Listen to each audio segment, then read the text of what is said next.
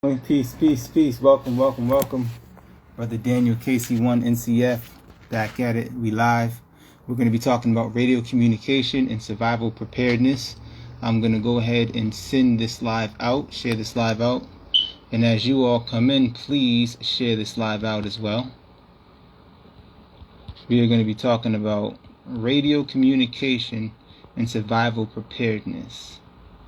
I'm also going to have some classes coming up soon to teach and to train us on the importance of radio communication and survival preparedness.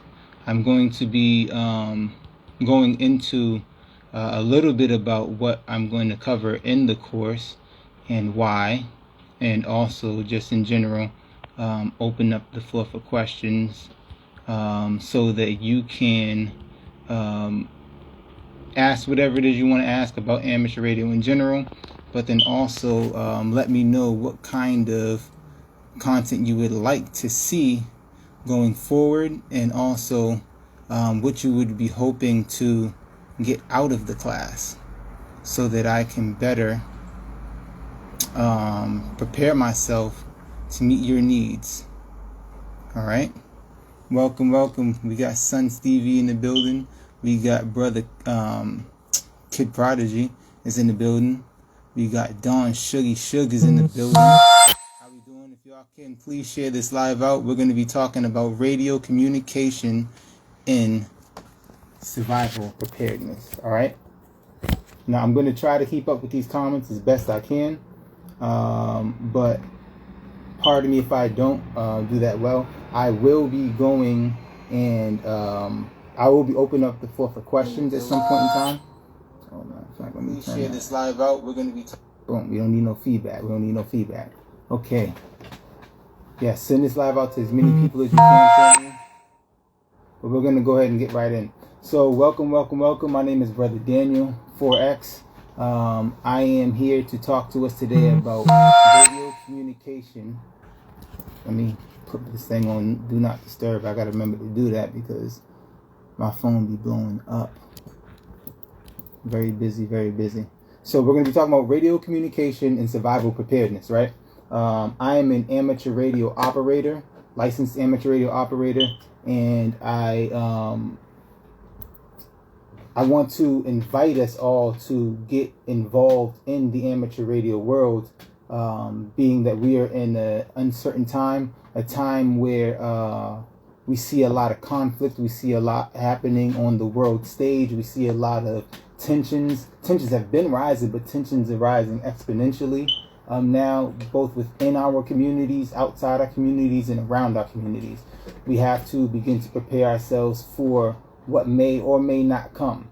I say it's better to have been prepared and the war not come than the war come and you are not prepared or ready to handle yourself in wartime type situations, or just in general any kind of emergency situation where, of course, communication is always going to be key.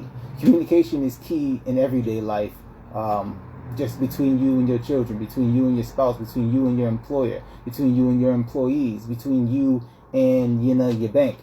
Communication is always vital, but communication becomes even more so vital and even more so important and in the forefront when we're dealing with survival, when we're dealing with emergency situations, when we're dealing with wartime situations. And we are definitely within the black community, definitely within not just the black community anymore, within all communities, we are living and experiencing what it is like to live in a war zone.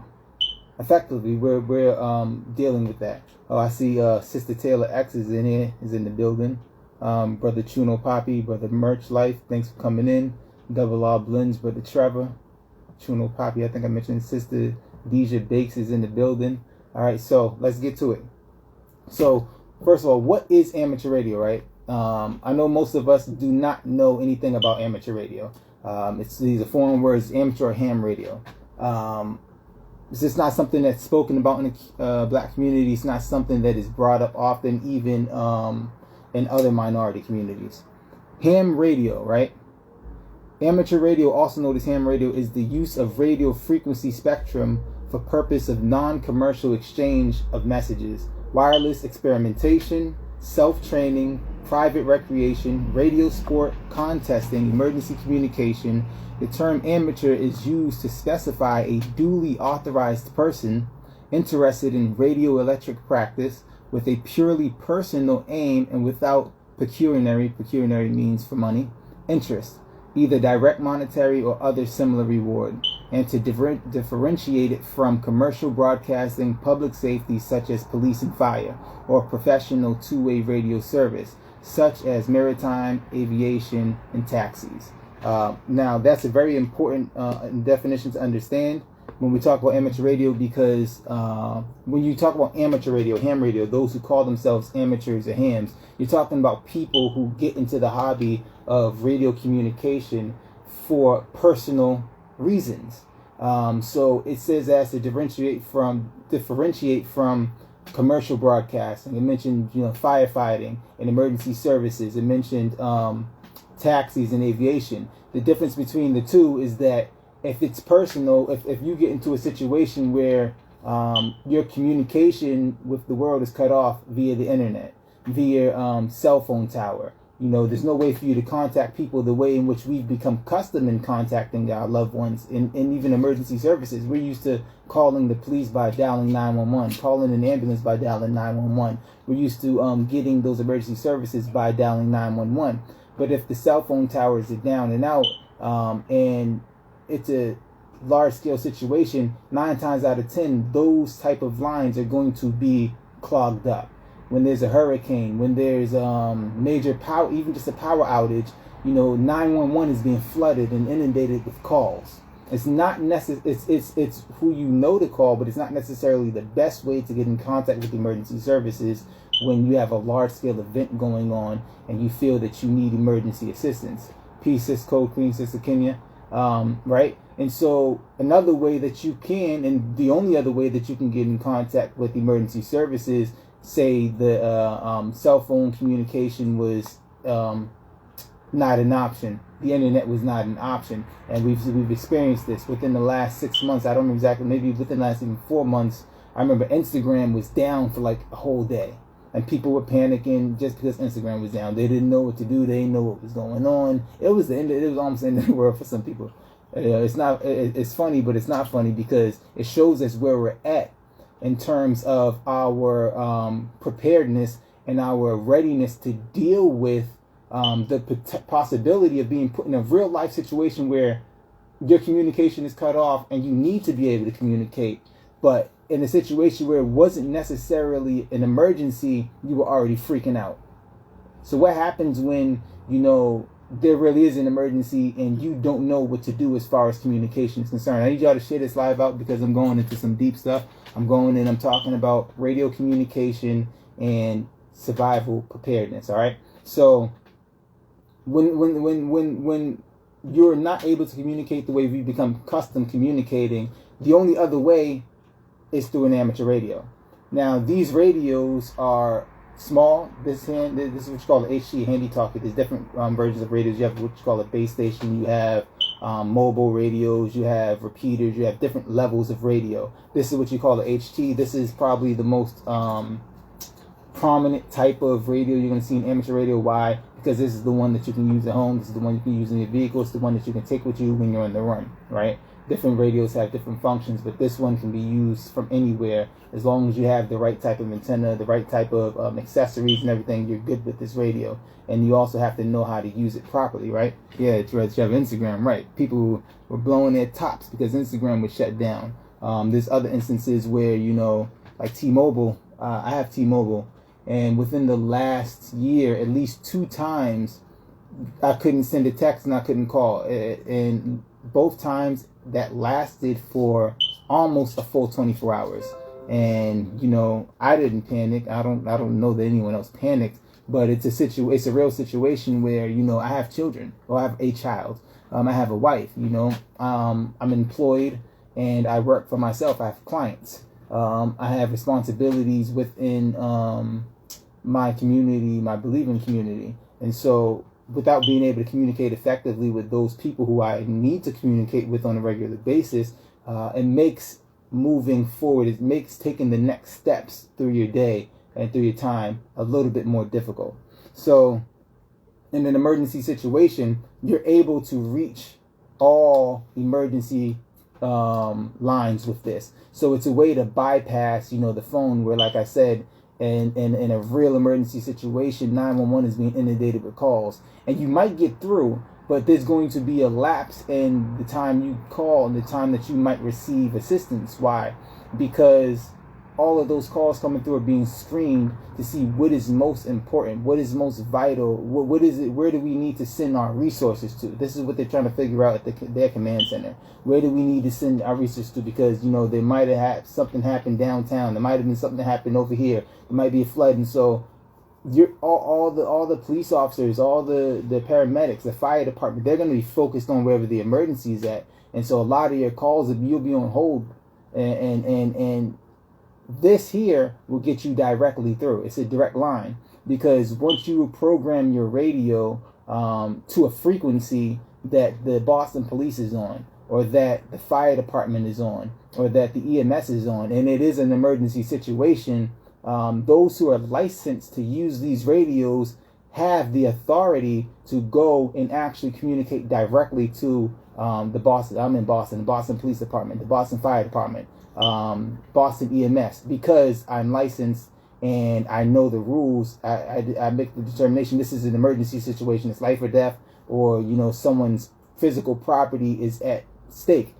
I can push the button on this radio and communicate directly with the fire department or the police department or whoever in the emergency fields. There's no dispatch screening my call. I press the button and I'm directly through. Emergency, it's peace with my brother Eric Anderson. That's my big bro right there, my biological bro. Same mother, same father's in the building. Thanks for coming through, bro. I'm talking about radio communication and survival preparedness, and I'm doing this live right now, really to get the information out in general, but also because I'm going to be opening up a class, and I want to really get into the details of the importance of radio communication in general, but even getting the license and understanding how to use these radios. This isn't you can't go and buy this at Walmart. You can't buy this radio at CVS. You can't buy this at Target. It's not one of those little, what they call bubble pack radios, or, what they call a walkie-talkie, that you can just buy, open it, and, there's like 20-something channels, and you can just start communicating right away. If you buy this radio and you take it out of the box, first of all, there are no frequencies already programmed to it like there would be on one of those bubble pack radios. You'll not be able to contact anyone if you do not know how to program the radio manually or through a computer, and then even if you know how to get a frequency on there, how to do what they call hit a repeater, which is tune this, because radios have to be tuned in order to actually contact what's called the repeater station, so the repeater station can boost your signal and send it to wherever it needs to go. You have to be taught how to do that, or do the study and the work necessary to learn how to do that. And so I'm going to be teaching that. I'm going to be teaching people how to actually go about getting licensed. I'm going to be teaching you a few other things about survival preparedness, like having the right tools and stuff. And it's not just about radio communication. Now, in an emergency situation, you need your first aid. You need your go bag that has, 3 days worth of clothing. You need to have your little, maybe, hygiene products when you're out and about in the world, because say it's a flood situation, or it's a hurricane or a tornado situation, you might have to actually vacate where it is that you live, and you want to have what they call a go bag, so that you can immediately get yourself and or your family out of the house or out of the area as quick as possible, to avoid being trapped or caught up in whatever disaster or situation that you're dealing with. And so you need other things other than the radio, right? But what's important about this is when you're out there, or even if you're trapped in the home, your ability in an emergency situation So for instance, if it's a tornado or if it's a hurricane, a lot of time hurricanes or tornadoes, you have down power lines, you have transformers destroyed, and there's simply no way for you to communicate because of a physical damage. In a situation where it may be, it might be a bomber, because in this country, we've seen a lot, and not so much during COVID because there aren't as many places open. People don't go out and do as much. But there is a lot going on dealing with, homegrown terrorism. And so even in a situation like that with the Boston bombing, and I'm in the city of Boston, so I know, and I remember, you can look this up, when the alleged bombers detonated the bomb, when they found out that those bombs were detonated with a cell phone, the emergency community in the city of Boston decided to shut down all the cell phone towers in that area. So no one around there could make any communication through internet or through their phone or social media.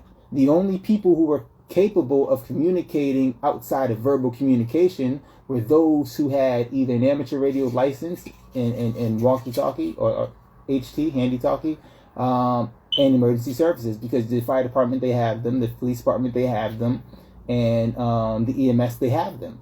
And then you have amateur radio operators. No one else, I'm not saying no one else, you're not going to find too many other people on this entire planet that owns one of these radios and knows how to use it effectively enough to have communicated on that day. Now, that being said, I can look it up off the top of my head. I think it's 3 million people. 3 million people. Just think about it. 3 million people worldwide that are amateur radio operators licensed. We're in a planet that has 7.5 billion people on it, but only 3 million people have licenses and or the ability to use amateur ham radio effectively, right? Now let's contrast that. I think the number was, if I'm not mistaken, 5 billion people, something to that, to around the 5-something billion people who have personally or have access to a cell phone or other communication device outside of amateur radio. So 3 million people on the planet, if something was to happen globally, which, who knows, but only 3 million people are prepared to be able to communicate effectively in an emergency situation using amateur ham radio. Those little rinky-dink walkie-talkies that you have in the stores, you can communicate with them, but that communication is only going to go so far, and you cannot communicate with emergency services using those radios. You cannot receive that's not true. So you can receive from what they call NOAA, the different weather band services, where you can hear alerts and stuff about the weather reports and things that are happening globally. But hearing, that's one thing. Being able to communicate to emergency services is another thing. So on those little bubble pack radios, they have some, you say that it says NOAA capable, NOAA. That's good to have.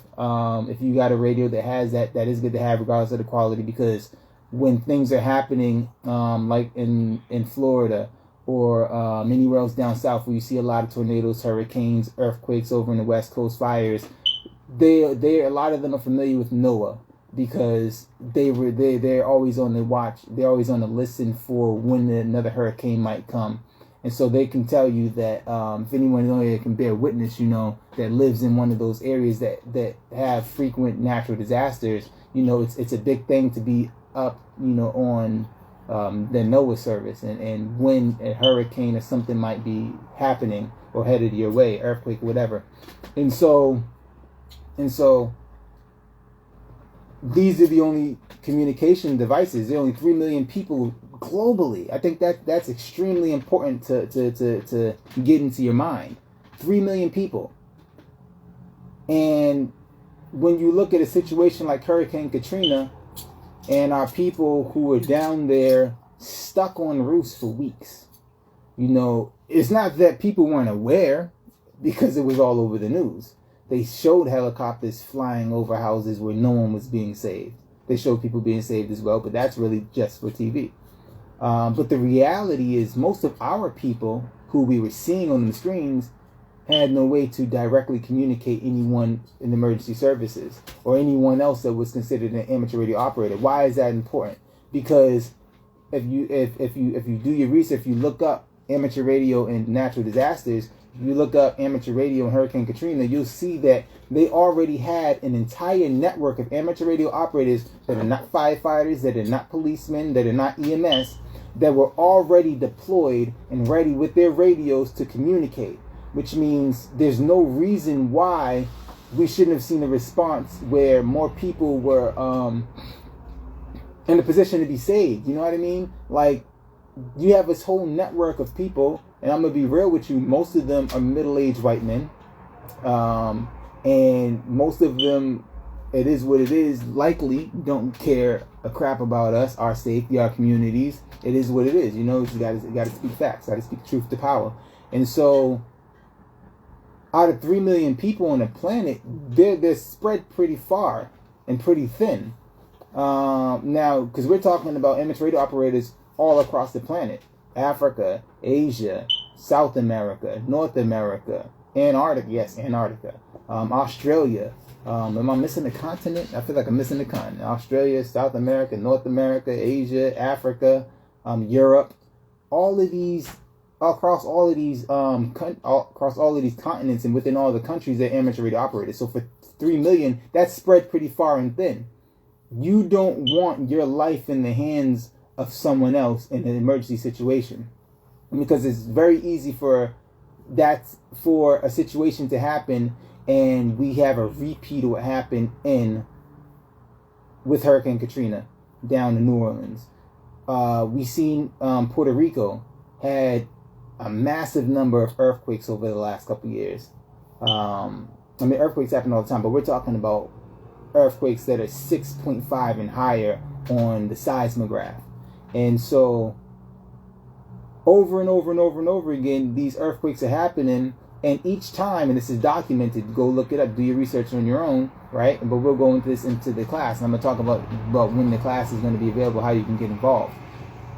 But each and every single time, before the earthquake, this is what happens. When there's going to be an earthquake, they're what they call seismographs all around the planet.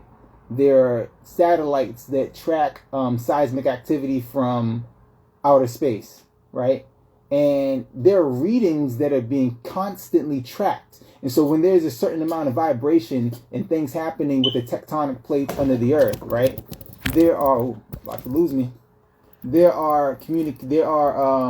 signals sent to emergency services all over the planet saying that seismic activity in this region of the planet indicate that within the next certain span of time that the possibility for a certain level of seismic activity, meaning an earthquake, is possible. And when that information comes out, the the police again, the EMS, and the firefighters are alerted immediately. But also, there's a network of amateur radio operators in that area that are immediately alerted. And they turn on what they call their base stations. They get on their radios and they start to communicate amongst each other on an action plan to help out the emergency services do what they need to do first and foremost, including FEMA, and then also what are they going to do in their respective neighborhoods? Because that individual, that gentleman, that middle-aged white man sitting in his community with his radio, his first inclination is to his family and his immediate community. He's not thinking about you in the Ninth Ward in New Orleans. He's not thinking about you in your community. He's thinking about himself, his family, his community, and what he can do to help all those other emergency services. If they did care, all of those amateur radio operators that were in New Orleans at the time, that were aware of what was going on before it happened, because there was news that the levees would break, and that's something that definitely went out to the amateur radio community. They knew beforehand, and no one was given sufficient warning. We weren't invited into that conversation. The only way to get into that conversation before it's too late is to actually get yourself licensed and get yourself set up that when things are about to go down, and that's the thing, you understand, there are warnings for this stuff. It doesn't just happen. You know, you see it. You know, Hurricane so-and-so is off the coast. Right now it's a Category 1 storm, but by next Tuesday it could pick up and be a Category 10. So this forewarning. And when those forewarnings happen, and before it gets on the news, these amateur radio operators already know. And then, therefore, they can, they already got their go bags. Because most people in the amateur radio world, their mind is also on survival preparedness, right? So they already have their go bags. They already have an action plan for their family, and the go bag is in the home. You have a go bag in your vehicle. You might have a go bag at your job because there's no telling when something's going to jump off. So wherever point you're at, you need to be prepared not to be capable of getting back home to that go bag. So we even have to go over that. Do you have a go bag just for your house? Does each member of your family have a go bag? Because a go bag is designed for an individual to be able to survive for 72 hours outside of a steady environment.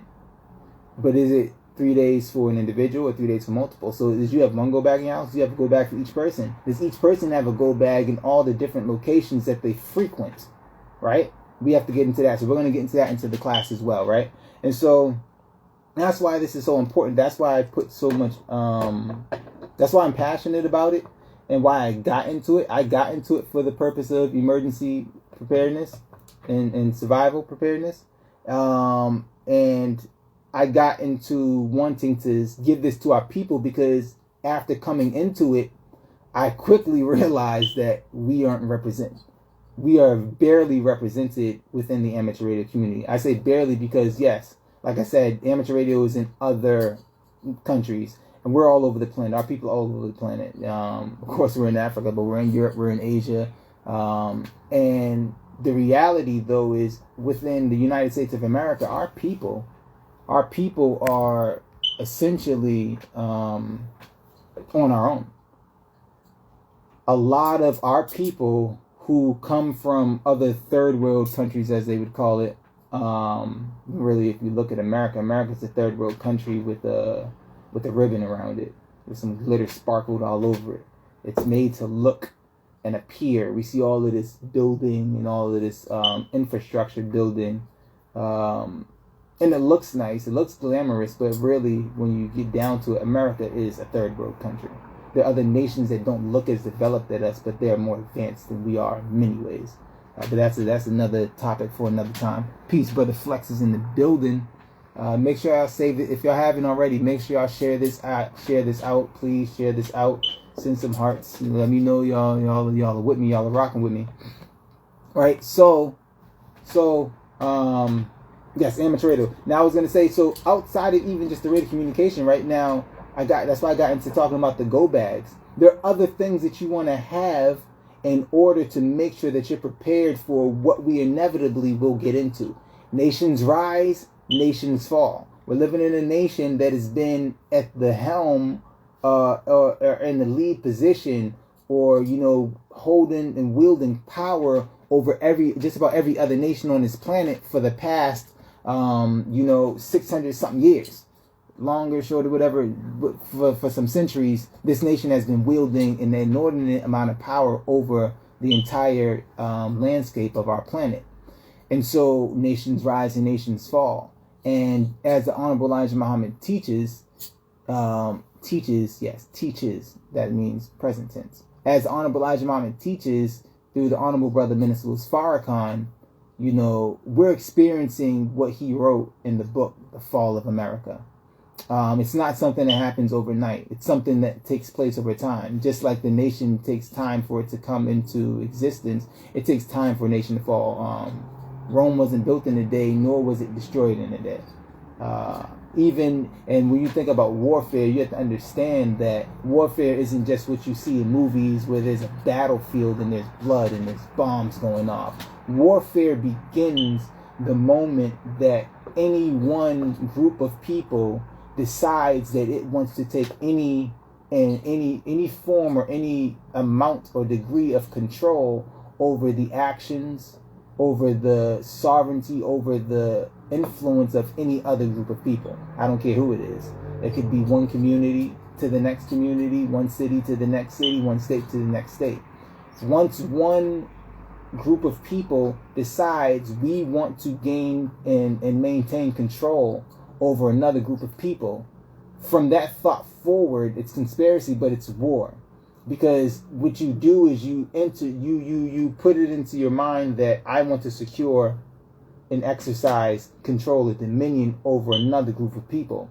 So the brain, hearing these thoughts, working with these thoughts, begins to formulate tactics and maneuvers and processes in the mind on how they're going to go about taking power. Because you can't exercise power over someone else without taking their power. So when we talk about our sojourn in North America for the past 400-something plus years, we've been at war the whole time. There's a group of people, white people, who decided that they, and this isn't racist, this is just pure facts, that decided we want to subjugate another race of people in order to build our world. So we're going to go over here, and then I'm paraphrasing, that uses a huge paraphrase, right? I'm going to go over here, and I'm going to trick, cheat, lie, steal, and do everything I can to get this people over here to build my world. The moment they had that idea and they begin to plan and move out on it and conspire around it, we were at war. Wars are silent, wars are loud. We have to get that through our minds, people. We're out here living as if we got everything figured out, as if everything is all sweet, and it's not. We are at the same time, we're out here crying for justice. We're out here crying. I say crying, I mean crying. We're out here crying for justice. We're out here crying for equality, freedom. We're out here crying for someone else, another group of people, to give us what we have the power to do for ourselves if we would unify and prepare ourselves to take back our power, our dominion over our own lives, over our families, over our communities, over our planet. We're crying. But then after the rally is over, we go and we spend our money on things that have nothing to do with making it through the war we're carrying. We're watching our people on TV standing up by the thousands, clogging whole financial and commerce areas, which is an act of war. And then watching a police force, a militarized police force, set themselves up to stop us from impeding on their continued subjugation of us through commerce and finances. Because that's what's happening. When you take a group like Black Lives Matter and you march them by the thousands into a downtown area through a major metropolitan, and you inhibit them from being able to conduct their business the way they like to, you initiated a tactic, a maneuver that is an act of war. And then, yes, they send their police force, they send their fire department, they send their emergency services into that area to combat that, to counter that, to protect their businesses and everything from that. In order, and once they do that, they are countering, they are committing an act of war. But we don't treat nothing else in our lives like we're in war. Someone gets murdered, someone gets killed somewhere, we don't live, someone we don't know, and we engage in warfare unknowingly, but we get into it not prepared. Why is that important? Because we get all that momentum, and then what happens? We're shut down. Gain up more momentum because someone else is killed. We're shut down. Gain up more momentum, and then we're killed. Why? Because they shut us down. Now the question is, how are they able to shut us down? Most police forces are not that large in any given city. The United States military, if I'm not mistaken, the last I heard, is no more than 1 million people. But you had more than 1 million people uprising in the streets when George Floyd was murdered over those following weeks, and people still doing what they're doing, right? Think about it. We outnumber and just for clarity, I'm not promoting or putting forth the mindset for people to, think negatively or think in a certain way against this nation's military or their police force, because the reality is this nation does sit in the foremost position around the world in many ways, especially militarily.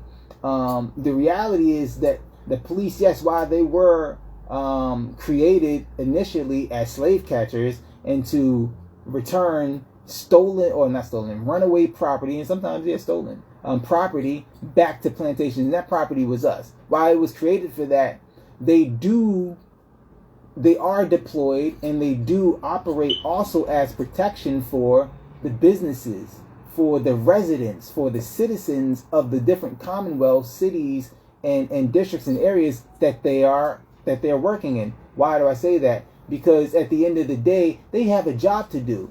So we can't get mad at them for doing their job when they prepared themselves as a nation. They prepared themselves. They did what was necessary to subjugate us. They used their will. They used their minds. They used their energy, their resources to put us in the condition we are, maintain us in the condition we are, train us and indoctrinate us. To indoctrinate means to force somebody to accept your mindset without them even questioning it. When you accept someone's doctrine, someone's ideology, someone's mindset without questioning it, you're being indoctrinated. They forced us, they indoctrinated us to perpetuate their subjugation of us. They put us in a position to where we're slave masters over ourselves. We are the overseers over ourselves. We will go and we will do everything in our power to assure our bosses, our employers, our oppressors, oh, don't worry, I'm going to be at work on time. Don't worry, you know that bill, I'm getting the money up to save it. No, we go ahead of ourselves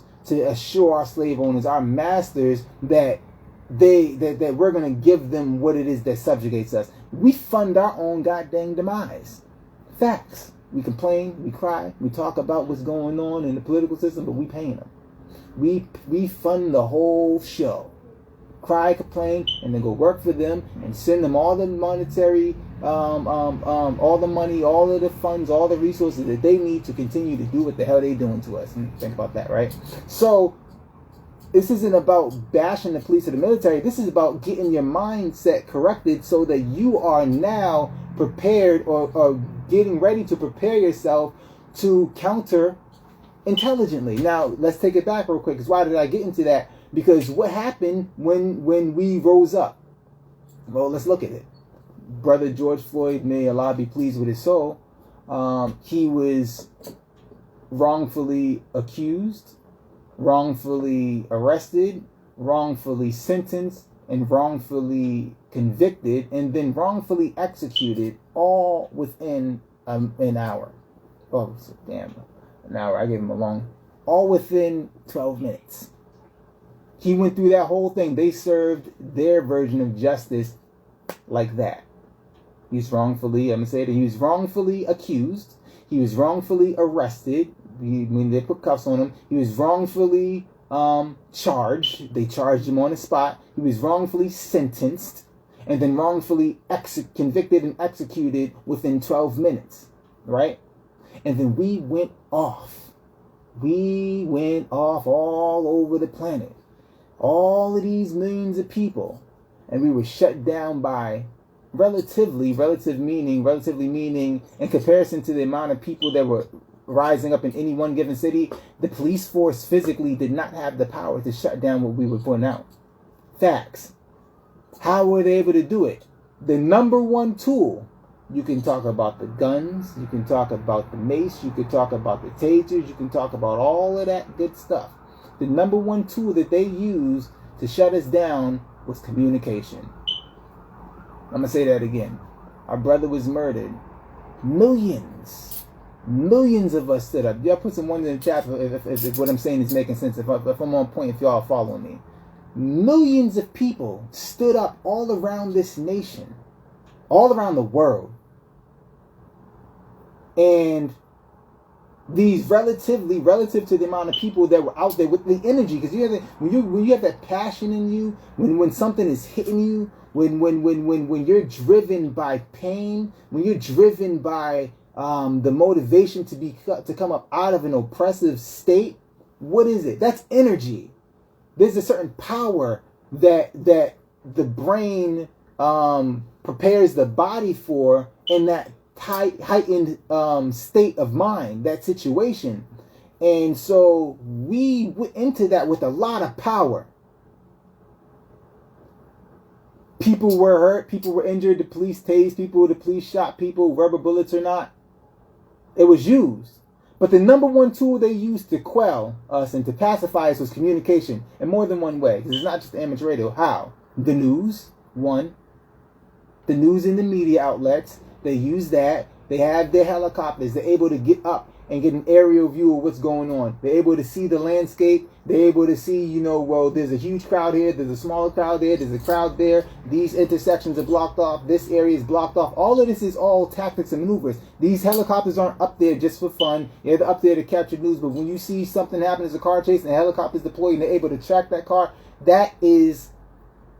that's a tactic. That's a maneuver. Something that you do at war. You deploy something, an aerial vehicle, in order to capture an overrun route. Why? Because when they're at their wartime, when they're in their war rooms, they have maps and they have streets and they have all of these different markers, and for them to be able to say, okay, well, we have a station here, police station here. We have the National Guard is in each state. They're located here. Okay, but this is where they're clogged up. We need to put barricades here, barricades there, barricades there. We need to put 2 units here, 3 units there, meaning police cars and different things. We need to deploy this and deploy that. We need to call people in on overtime. We need to call other neighboring cities to send their police forces. We need to deputize security officers and other types of law enforcement personnel so that we can control this situation.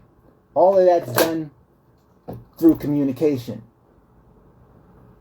Before you get there and you've seen it on the news in every city around America, justice this and justice that, for a while before you've seen all the police action. Because before they get there, they communicate. You best believe they're not going into any situation not having talked, planned, and had an action plan. And a lot of times, they're using plans. They're using tactics and maneuvers that they learned from prior events. That's one thing we don't do. We don't look at what's happened in the past, what's happening now, and use it for what's going to happen in the future. People don't want to deal with the past, but if you don't deal with the past, you're going to get stuck in the present, not being able to move into your future. Because they're going to keep wiping us out because we don't know how to effectively communicate, especially right now, just within your household, but especially in no goddamn wartime situation. You don't know how to communicate. Just get with it. Facts. Sorry, excuse my passion, family. Love you all. But thinking about it, it pisses me off because, I understand the gravity of it. And as I'm explaining, I'm hoping that y'all getting what I'm trying to say. So they get into the war rooms. There's a blast out. So when that happens, first of all, these officers, they know how to use these radios. They have them on their hips all the time. They're in communication. They have multiple cell phones. They have a cell phone. If this phone rings, I pick up. Because it's not just this, because before this is needed, you need to learn how to use your cell phone properly. It's not just for TikTok. It's not just for Instagram Live. It's not just for Facebook. It's not just for all of these other things. Your cell phone. Oh, I was about to pick up my cell phone. My cell phone's right there. So your cell phone is another communication device. It's another communication tool. Before you get on these airwaves, there might be a call you need to make to prepare people. But the reality is there was a call put out. We need all units. We need all officers, all off-duty officers. Come and get your overtime. And they make a lot of money on overtime. So they're doing it for multiple reasons. They're getting paid while they do it. You're not going to get paid to save your life. Well, you'll get paid with life when you prepare yourself to be able to save your life in an emergency situation. But boom, the call's put out. There are a lot of things going on over this radio, and and the thing about it is when they make these communications over the radio, if you know what you're doing with this radio, I can listen in and hear everything the police say over these frequencies with this radio, and it's 100% legal. 100% legal for me to listen to anything that the police say over this radio. The only thing that I cannot do, if it's not an emergency situation, I cannot press the button, the push to talk button, and communicate to them. I'm allowed legally to listen, but I cannot make a communication to them or transmit to them without a license. And then if I'm licensed, without it being in an emergency situation. So that's important. So boom. So way before they send anybody out, we're out in the street. We've been out in the streets for an hour or so, maybe 30 minutes to an hour or so, right?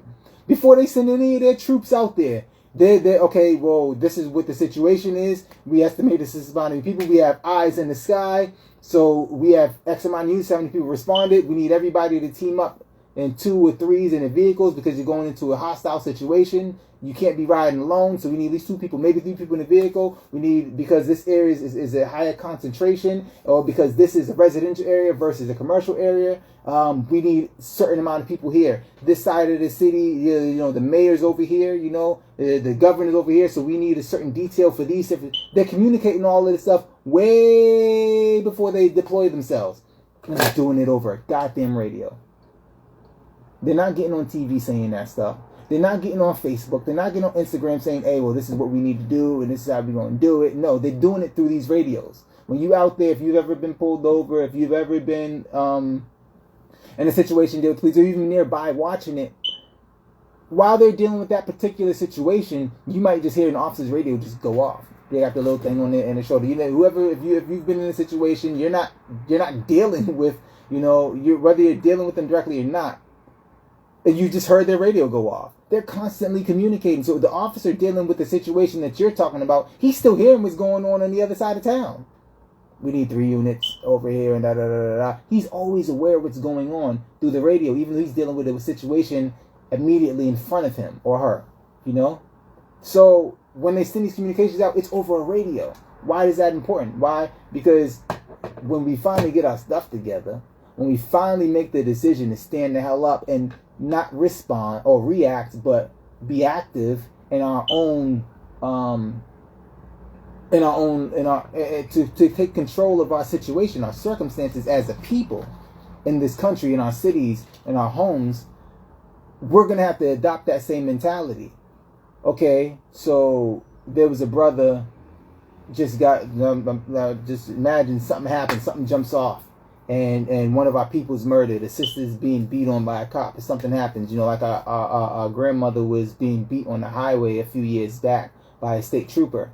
You know, instead of just going out and deploying thousands of people to march in the streets, and really we're congesting ourselves, we're going and we're mobbing us, we're attacking a specific area and putting ourselves in a position where them with their resources and their knowledge, like I said, they're able to get an aerial view and they're able to say, okay, let's put a unit on this street, let's put a unit on that street, let's put a unit here, we're going to leave this open because we want them to go in that direction. Now, once everyone's set, so you'll see them and they'll be on that line and they're just standing there. They're not doing nothing.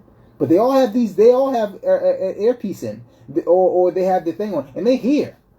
They can hear what's going on. They're always in constant communication. So you see them, you wonder, like, okay, you got people throwing bottles, people throwing bricks, but that line doesn't move. Why? Because they haven't received the order. There's someone giving orders on the other side of that radio. They're disciplined enough to know, wait on the order. But the order's going to come through radio communication. So when the order comes and you see the move, that's because now they have their barricade set up over here. They have their blockade set up over here. They have a certain amount of units over in different places. And what do? Once they have it, unit number 3 set, unit 4 set, ready, go. All right, boom. Now y'all start moving. And then you see that line start moving and pushing and walking slowly. What are they doing? They have certain areas and they're closing in. They're bottlenecking an area and forcing the people in what direction they want them to go. What is that called? Someone put in the chat for me, what is it called when you see a group of living things being directed by another living entity in a certain direction? What is that called? I know Instagram has like a 30-second delay and boom, I'm gonna wait. I want this to be a little bit more interactive, right? What is that called? What is happening? What are we seeing? You know, we're watching it on the news and we're seeing there's a line of officers here, a line of officers there. And then they start walking. They're not running. They're not being overly aggressive until we start being, and you think they really hurting. Thank you, Brother Trevor. Hurting. When you talk about hurting, what's the first thing you think? What's being herded? Animals. Animals are being herded by a shepherd, by dogs, by another living entity in order to control what direction the crowd is being herded, be it animal or people who are being treated like animals, and it shouldn't be far-fetched to think that that's what it is, because you were chattel slavery. The word chattel and cattle aren't close, and like to just because. No, chattel or cattle. You're being herded like cattle in whatever direction they want to send you to. And believe me, through their communication, when they choose what direction they want to send you, it's because they know they control that point. So we get riled up when Black Lives Matter makes a call. And yeah, they got a lot of power behind that call to mobilize people how they do. But it's obvious that their communication is either one lacking, or those at the top of that organization, because I'm willing to bet those who are able to make a call like that are well aware of the different type of tactics and maneuvers that are used by these forces. Let's just think about it for a second. These aren't stupid people. They know something about logistics. They know something about preparedness, readiness, putting calls on blast. Why don't they come into this more prepared? They don't understand what's happening. They haven't deployed people enough times to understand what happened. Or are they not going back and studying the tape, the footage, to see, okay, well, every time we get into a situation, we're quelled within a certain amount of time, and it seems that, it's always coming from a certain size, and we can only go in one goddamn direction, right? Why aren't they making it a priority to communicate properly? Why isn't it that now, I'm not promoting anything here or whatever, I'm just trying to paint a picture. Wouldn't it make sense that if I knew I could communicate with 10,000 people in one area in the city and I wanted to really shut it down? Shut it down. I'm saying, because that's what they say. Shut it down. Shut it down. Don't you think it would be more effective to spread out? Listen, we need, there's 10,000 people. We need 2,000 in downtown. We need 2,000 up by the governor's mansion. We need 2,000, in this certain area, the financial district. We need to send 2,000 over here in the commercial area because we don't want no one shopping and spending money to keep funding what's happening to us. We need another 2,000 to just spread out and make a perimeter so that when we are, and now this is in a situation where we're ready and prepared to communicate, when we're ready to send out communication, we have people everywhere that we can counter the shepherd. We can counter the oppressor. We're putting ourselves in a position where we're flexible. But no, we gather in one spot, and these, not even that intelligent, it's not about intelligence, they're really just prepared. These people are able to shut us down. Why? Because we foolishly miscommunicate, and we put ourselves in a position to be hurted. I'm hoping I'm making a point, people. I hope I'm making a point. And so this is why I'm got into amateur radio. I got into amateur radio because Corona jumped off. Honorable Brother Minister Louis Farrakhan put out a call to the nation and then to the general public to shelter in place and to take this thing seriously. And so we have sheets, we have papers, we have a list of things to store in your home, things to put in your go bags so that you're prepared for situations like this. Has been circulating in many communities, of course, but within the Nation of Islam, we have that as well. And so, of course, that was recirculated. It was made sure that all the believers, the registered believers, and then our families had that information. And on that sheet, guess what is on there? Walkie-talkies, radios. And so that's really how I got into it, and making sure that I had that. And then as I was researching what type of radio to get, I quickly realized that, like I said, those little bubble packs that they call them, the little walkie-talkies you can buy in CVS and all that, they're not sufficient to rely on for the purpose of emergency communication. Those are really designed to play in the house with your children. You might be going camping, like a family camping trip, and you're going camping and it's in a park. It's somewhere where there is a potential for someone to get separated, so we can keep communication. But it's not going to be far. The line of sight radios, once you get a building or a couple trees, even a few walls in between you and those little rinky-dink Motorola radios, and it's not about Motorola, but because Motorola has some awesome amateur radios as well that are capable of communicating all around the planet. But once you have a wall or something between you, those little radios that you can buy from CVS, they become staticky within the same building. If you have multiple floors between you, especially if it's a steel structure, you're not going to be able to communicate effectively. But I can take this radio, program it properly, put the right antenna on it, program it to hit a repeater, and communicate to someone in Africa. No cord, no cell phone tower, no satellite necessary, completely opposite and outside of the network. I'm able to communicate with someone on the other side of the planet effectively, and and I don't have to worry about it. So you're talking about through walls with a certain type of radio and being able to communicate to the other side of the planet. I can even communicate with the International Space Station with this. I can communicate into space with this. I can bounce a signal off the moon. The way radio waves work, you can literally reflect the signal off the moon to communicate with someone in another part of the planet with these radios. It's of course it's perfectly legal, and anyone can do it. And so I'm going to be offering a class teaching people first the importance of amateur radio and communication in survival preparedness and in wartime situations. Also in general preparedness, emergency preparedness, and how to get licensed, how to go about getting involved in amateur radio, how to go and get licensed, the proper sites to visit, what type of radio you might want. There are different types. They're not all the same. You know, the radios I was talking about, like the little bubble packs, they're what you call FRS, Family Radio Service. That's the class of radio. This is called, well, this one next. This class of radio is what you call a GMRS, a General Mobile Radio Service, right? And then this one is what you call an amateur radio, ham radio. The difference is the FRS radio, and I don't have one with me, but next time I come on, I'll make sure I grab one. The FRS radio is only capable of communicating over something like 30-something channels. That's it. It can't be reprogrammed, modified to communicate any differently. It's only, and it doesn't have the power capable of doing it. It can only communicate over a certain amount of channels, and then that's it.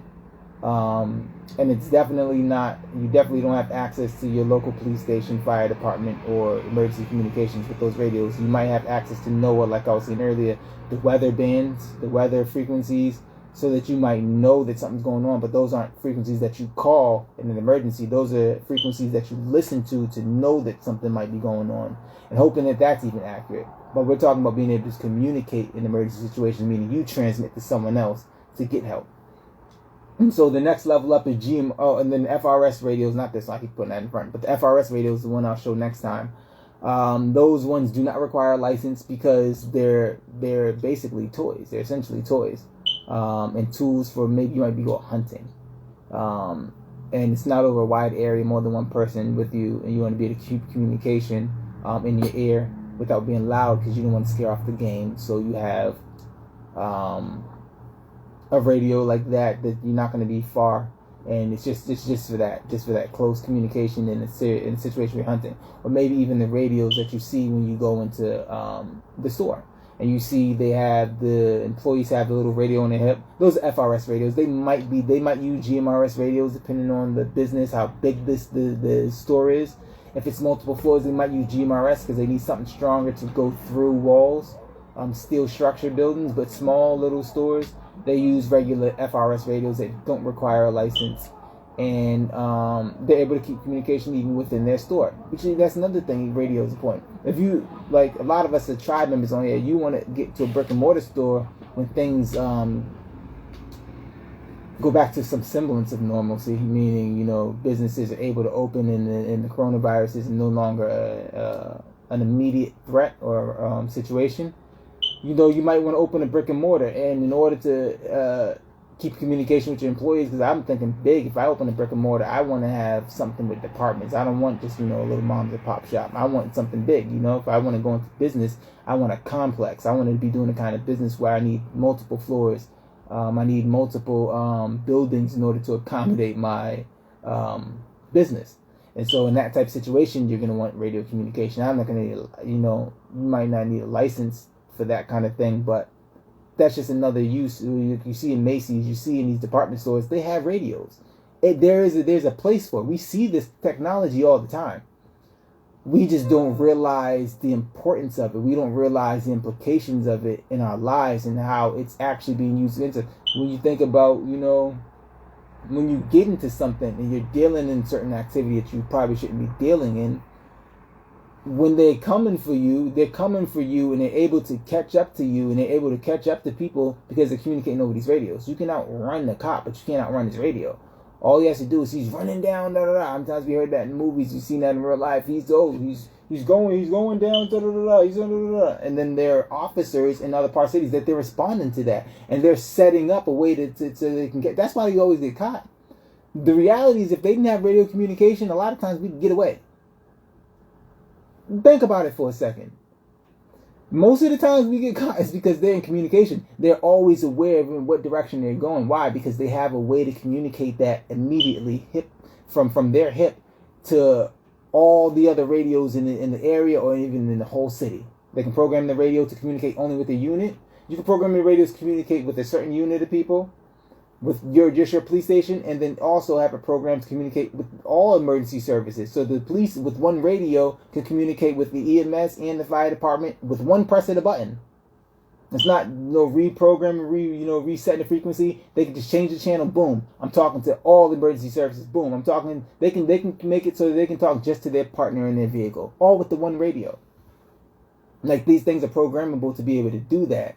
And that allows them to be able to implement tactics and maneuvers that when something happens, and you feel like you got to dip in something you're involved in something you're not supposed to be into, right?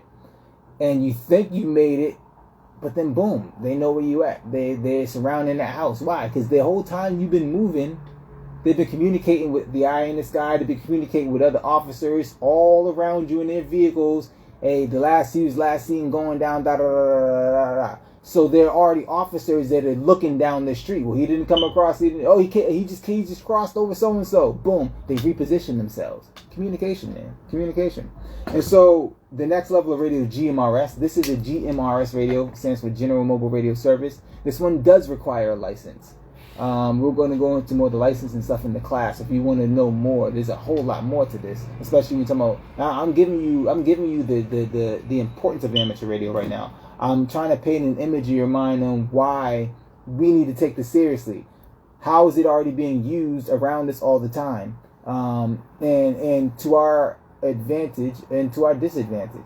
So that's what I'm giving you now. If you want to know how to use these radios, if you want to learn about how to get involved, if you want to get more details on it, then you're going to have to get in the class. I can't give it all in one live. It's just not going to happen. I'd be on here for 2 days. And so it's going to happen in more than one class. It's going to be a class that's going to happen over maybe 2 or 3 sessions, so that we can get people properly, get the proper information to you, get you properly trained, and point you in the right direction depending on where you're at. Because even depending on where you live in the country is going to determine what type of radio you get, how that radio needs to be programmed. Even the antenna that you use, depending on where you're located in this country or on this planet, you're going to have to make choices with which antenna to buy. These antennas are movable. The FRS radio that I was talking about, you can't remove the antenna. This is modifiable. This can be programmed. And so that's why it needs a license, because it's modifiable, it can be programmed, and because it has access to emergency communications. It has access to be able to hear what's going on with the police department and other stuff. So this is a GMRS radio, again, General Mobile Radio Service. The first one was FRS Family Radio Service. These ones, you do require a license that you have to get through the FCC. But I'm not going to go into all that. You're going to have to get in the course for that. It's not like a course, like a long class. It's a 3-part class. And so, and anybody that's interested and wants to know more, you can just DM me, say, just type in radio class, or just put radio, DM me radio if you're interested in learning more about the class, or you want to get into the class to get yourself prepared. And so this radio requires a license. It's the next step up from FRS. It's able to communicate further. It's able to communicate through thicker walls and more floors and the farther line of sight, because there's more power. First of all, there's more power, more battery power, more radio power. And it's capable of, like I said, being modified. So you can change the antenna, which changes its ability to be able to communicate. You can change the battery. You can actually program frequencies in, which means like the FRS ones I said only have limited amount of channels. This can have more channels than that. And it's capable of communicating with other types of radios. Like these 2 radios can communicate with each other, even though they're different types. You can hear what's going on from an FRS radio with one of these, but you cannot talk to an FRS radio with one of these. They're too powerful The FRS radio doesn't have enough power or capacity to handle the signal coming from one of these radios. So you can't effectively communicate with those. But you can receive. That's not good enough. You have to be able to transmit in an emergency situation. It's not just enough to get information. You have to be able to transmit. So communication, right? Real quick, communication is not just I open my mouth and I speak. That's not what communication is. It's a part of communication. Communication is when you transmit a signal, verbal, however. The person or entity that you're trying to communicate with receives that communication and then responds, reciprocates. That's when communication happens. Me talking, I can talk all day, and if I speak and no one hears me, I'm not making a communication. Communication is when you speak, what you say or what you're transmitting is being received, and then the person responds. That's a communication. That's a full circle of communication, right?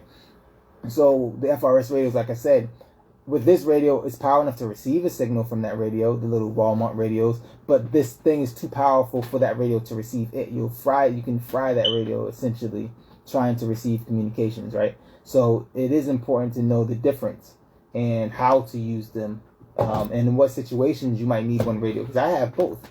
I have access to all three, but I own personally both, and so I have them both because they would serve different functions. And so this, like I said, it can communicate further, but it doesn't communicate as far necessarily, and with the same capability as this one. So this one, I can communicate across the city, across the state, use a repeater to, communicate pretty far. FRS ones hit certain repeaters that they're programmed to. This one here, the amateur radio, ham radio, and this is one of the actually lower tiered within the amateur radio world. It's not like the most high end radio, but it gets the job done. It is more than what you need in order to do what it is that you're looking to do. Sorry, I don't want to knock my phone down, but I need to move that out of the way. There we go.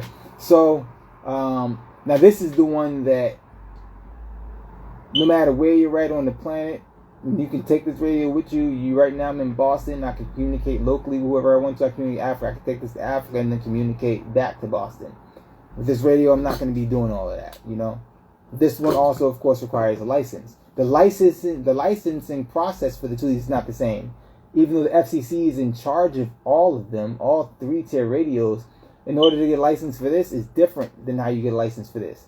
The cost is different. The process is different. This is not the same at all. In fact, I have a license for each one, and when you see my name, you see the Daniel KC1NCF. That KC1NCF is actually my legal call sign, but it's only one of my legal call signs. I actually have another call sign for this radio. So when I'm communicating, I use my call sign, and we're going to get to that in class, because when you communicate with these radios, in order to keep yourself out of trouble, because you are being monitored on this radio, then again, don't worry about them being monitored, because the police know that people listen in, that with scanners and stuff, it's completely legal. And so it's not about whether or not someone can hear you, or it needs to be secret. It's about knowing how to use the radio. It's about being prepared, because the police don't care that you can hear, because you don't have the requisite knowledge, preparation, or network in order to counter what the heck they're saying anyways. You don't have it. We don't have it. And so, yeah, they do monitor the airways, but they monitor your cell phone communications. They monitor what you put on Facebook and Instagram, so don't trip. It is what it is. You're not doing nothing on any platform that they provide that they're not privy to what the hell you talking about. Who you talking to, when you talking, how you talking. They know the full thing. They are on this live right now. And if they're not on this live, trust me, if I decided not to save this live, you best believe that there is a building somewhere with huge data banks that are recording this right now, so that if I don't choose to save it, guess what? They still got access. But possibly they could be on this live right now, and they got the technology so that they could jump on here 50 deep, and that number up there that says 7 right now, this is live, that number wouldn't reflect. They control the technology, so they know how to get. There's back doors for them to be able to get in here, and their name's not gonna. So when you come into my live, it says Nikisha join. When the feds get on there, it's not going to say the feds join. it's not going to say it. You know, it's their technology. It doesn't need to say it for them. And so get out of here. Oh, well, what's the point? No, there's a huge point, because if it wasn't, then the police wouldn't allow it. The emergency service wouldn't allow it for us to be able to hear everything they're saying. Anyways, it's not about hearing what they're saying or them hearing what you're saying. It's about being prepared to use it in a situation that could save you, your family, and your community's lives, and your property too. And so, yeah. I want to open this up for questions. Oh, I seen some hearts. Somebody sent me some hearts. Hey, I like that. Appreciate that. It doesn't say who's sending it, but whoever you are, I appreciate you. So I got 7 people on here now. I don't know how many people has been on, for how long you've been on. But if anyone would like to, and I don't see, I'm looking at the question box. I'm seeing, you can either put a question in the question box, or you can request to go live, and I will bring you on live, and you can ask me questions, and we can go into anything. So feel free. I'm gonna wait a little bit to see if any questions pop up, or if anyone wants to go live and ask me any questions about amateur radio, about survival preparedness, about the upcoming class, how to get involved, and all that kind of thing. But if you do want to get involved, you don't have a question, and you don't want to go live, just DM me radio. Just DM me radio. And I will let you know when the classes will be, and how to get involved.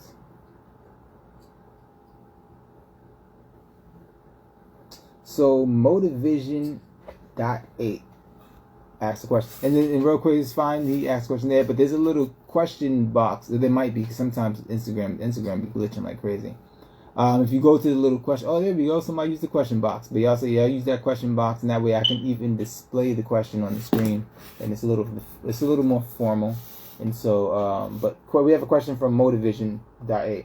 If you acquire a radio and learn to use it with no license, what are the consequences? So if you acquire a radio, you can still legally, without a license, listen to any frequency. If you learn how to use it, you can go into wherever your local police frequency is, EMS frequency, as long as they don't have it encrypted. And I tell you, I live in the city of Boston. I have all of their frequencies on this radio, and I'm saying on live because there's nothing they can do about it. Even if I wasn't licensed, I can listen to it. There's only one that I seen that was encrypted. It was Boston Police Detectives, one of their things, and they're detectives, so they might be dealing with active investigation type stuff. And so it makes sense that they would have this encrypted. Hey, it is what it is. But legally, there is no consequences for listening. Now, the question is, if you want to pick up this radio, and I remember everything's been listened to, and I have a call sign, so when I press this button, Daniel, KC1NCF, I can put a call sign to somebody I know, so they know it's for them, or I can say something like CQ, meaning I'm putting a general call out to see if anyone's on the air to respond. CQ, Daniel, KC1NCRF. When I say that Daniel, KC1NCRF, they know immediately that I'm legally able to share. So they can type in that call sign, and they'll know, okay, this person's registered, this person is licensed, and so then they leave me alone as long as I'm not on airways, saying doing nothing crazy. There's a lot of the implications, and that's another reason why I feel like, because you can do damage with these radios. It's not a game. And it's not just about them tracking and all of that. The potential to do harm, and this is going to the answer to part of how I'm going to answer this question, because when I read the definition earlier about amateur radio, one of the things that they talked about was aviation, and that's one of the ones I like to use as my example. Is because these radios are capable of communicating with the radio tower that they use in the airports. You're capable of communicating, if you know what you're doing, to the airplanes. And just like they tell you to turn your phones off and certain devices off on a plane, it's because no one wants, and it's not just that, you don't want to be on an airplane and there's somebody with a radio or with radio technology interfering with that plane's communication with the flight tower. Because when you're in the air like that, you rely on eyes on the ground, just like the police rely on eyes in the sky from the ground when they're trying to do something on the ground. When you're in the sky in that plane, you don't want somebody tampering with that communication between that radio tower and your plane, because they can't land without proper communication. And so you can cause a lot of damage using this radio improperly. Clog, you get on the frequency, you don't know what frequency you're on, and you on there just because once you press that button, open it up, that frequency's open. Now anybody else that's programmed to that frequency can hear you. And if I needed to make it a real emergency communication over that frequency, and now no one can hear me because you're on there playing games, I'm not going to be saved. But if that flight control tower can't communicate with that plane and you on there playing games on a frequency you don't understand, you don't know what you're doing, you put that whole plane worth of people's lives in danger.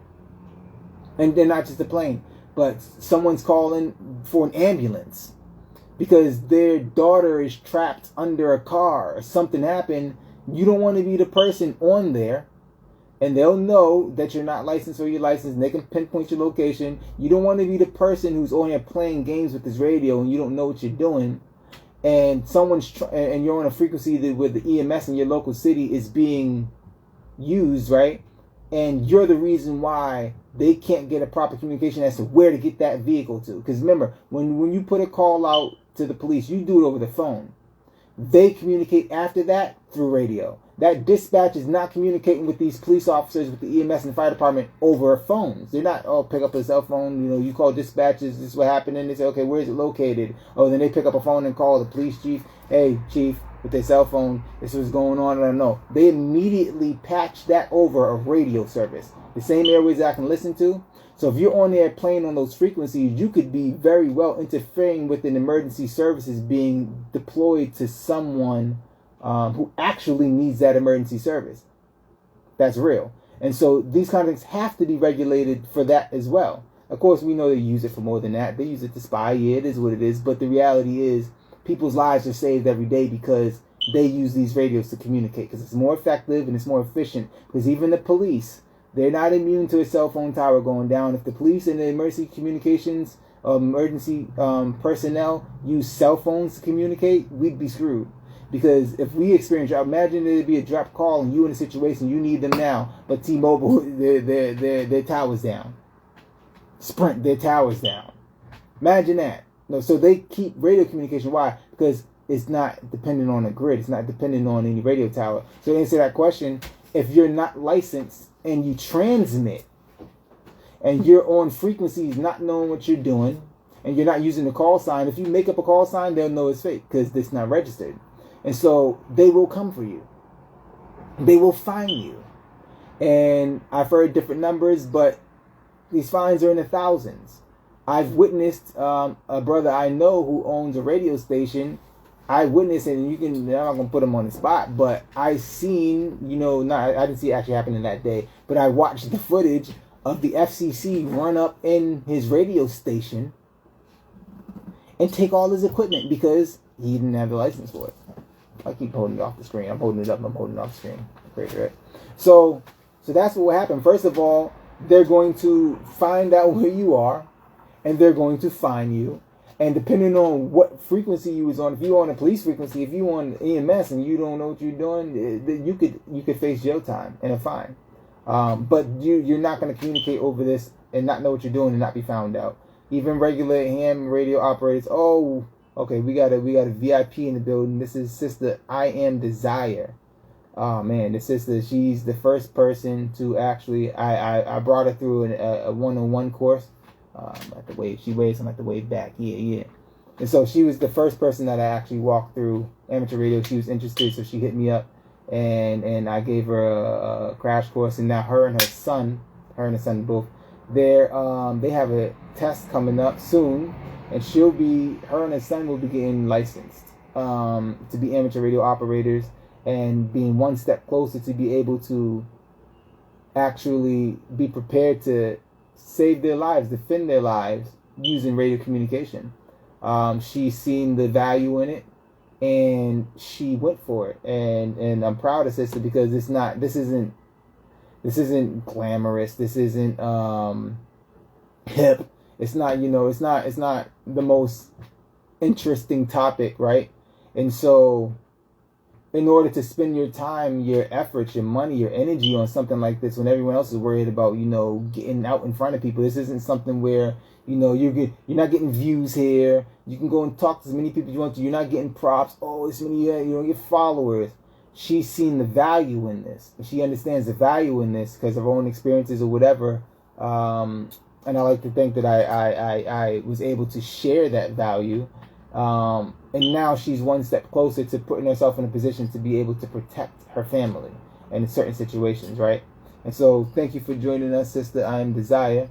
and I look forward to the day when you receive your license, and we can have further conversation about how to use the radio, which radios for you to get for you, your children, and she has children in multiple states, and so family in other places. So even that, you have to be ready and have the mindset to know that your family's not going to be with you at all times.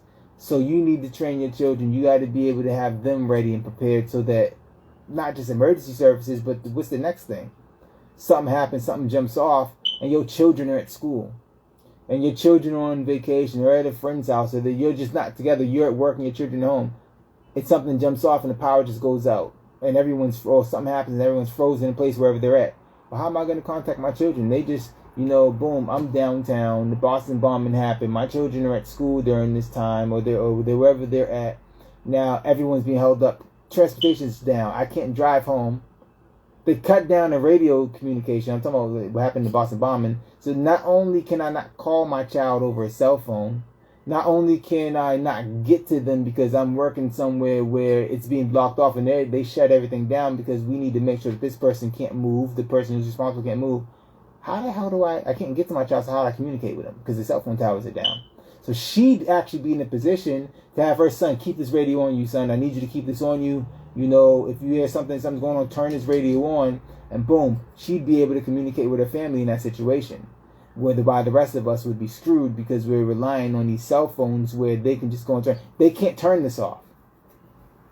And in any situation, no emergency, not the FCC, not the federal government, none of them. The CIA does not have the power, not simply because of authority, they don't have the actual power to shut this down. This is a store-bought radio, right? You can make one of these. How about that? You can actually build one of these radios. That's something, and then when I read the definition of amateur radio, in there was that it's also about learning radio technology. And you literally, when you start to see how people operate amateur radio world, they'll take old equipment and make radios. Literally, they'll take boxes. They'll use 3D printers and print out just the casing, and they'll buy wire. They'll buy all the little pieces. They'll even go buy the buttons, and they'll make a radio from scratch. No brand name, no nothing. They'll make these. These are, like I say, middle-aged white men, and mostly white men, middle-aged, young, whatever, that know how to actually make one of these. The CIA does not have the power to shut this down. Why? Because if I go build one of these, if I keep the stuff I need to build, it's not connected to a grid. There's no button to turn it off. I can bounce the signal off the moon. You say, well, you need an antenna. Antennas, how you make? Let me tell you, when I talk about they get into it. You can make an antenna with a lawn chair. 8 people on here. Y'all heard me say that. I ain't crazy. I'm saving this live, so anybody that want to do the research, come back to this live and comment it. This brother's crazy. He's all heck. He said da da da. Don't follow him. Don't listen to him. You can make an antenna with a lawn chair. You can make an antenna out of a tape measure. They call it a Yagi.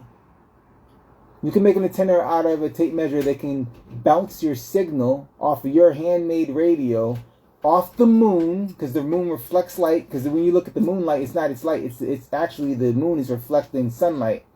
When you talk about a radio signal, that signal is light. You can't see it because on the light spectrum, not all light is visible. But with radio communication, while we think radio, we think audio, it's actually light. So this antenna literally shoots a beam of light that you can't see with the naked eye, and it can be line of sight, meaning the light will be caught by this other antenna, whatever distance, as long as there's nothing between it. But you can send that light literally and bounce it off the moon. Dad, you have to know what you're doing, of course. This isn't, like I said, this isn't radio you can buy out of the store. But you can, and I want somebody to look it up and tell me if I'm lying.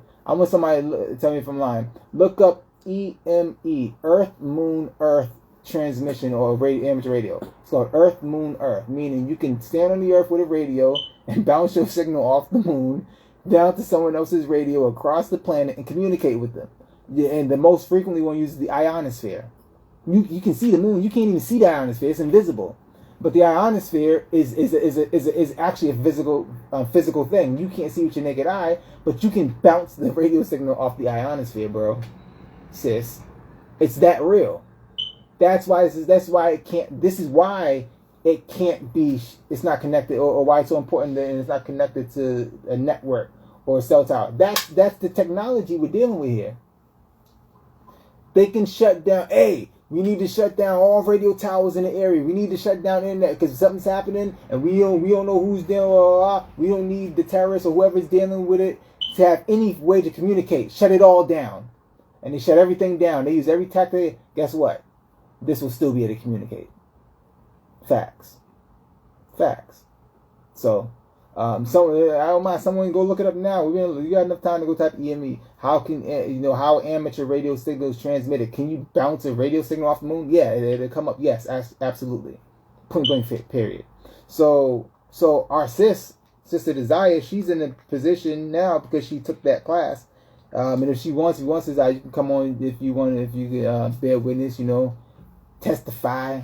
If what I gave you is valuable, and all of that, if you want, but I haven't seen any requests go live. So I answered the question, I hope, to brother, what was his name? I'm sorry. It was, Motivision 8, right? And so we have, 2 more questions in the question box. I hold Don Shuggy with the question. All right. Do you have access to verify a caller as well? And so I assume you mean, do you have access to verify who it is that's communicating with you over the radio? Yes and no.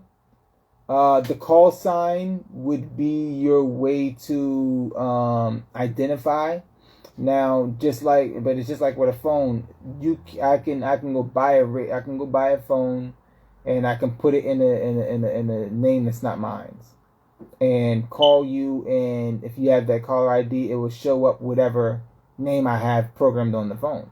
And so it doesn't have, like when my wife calls somebody, because the phone's in my name, it doesn't come up in someone's caller ID as my wife's name. It comes up under my name, Daniel.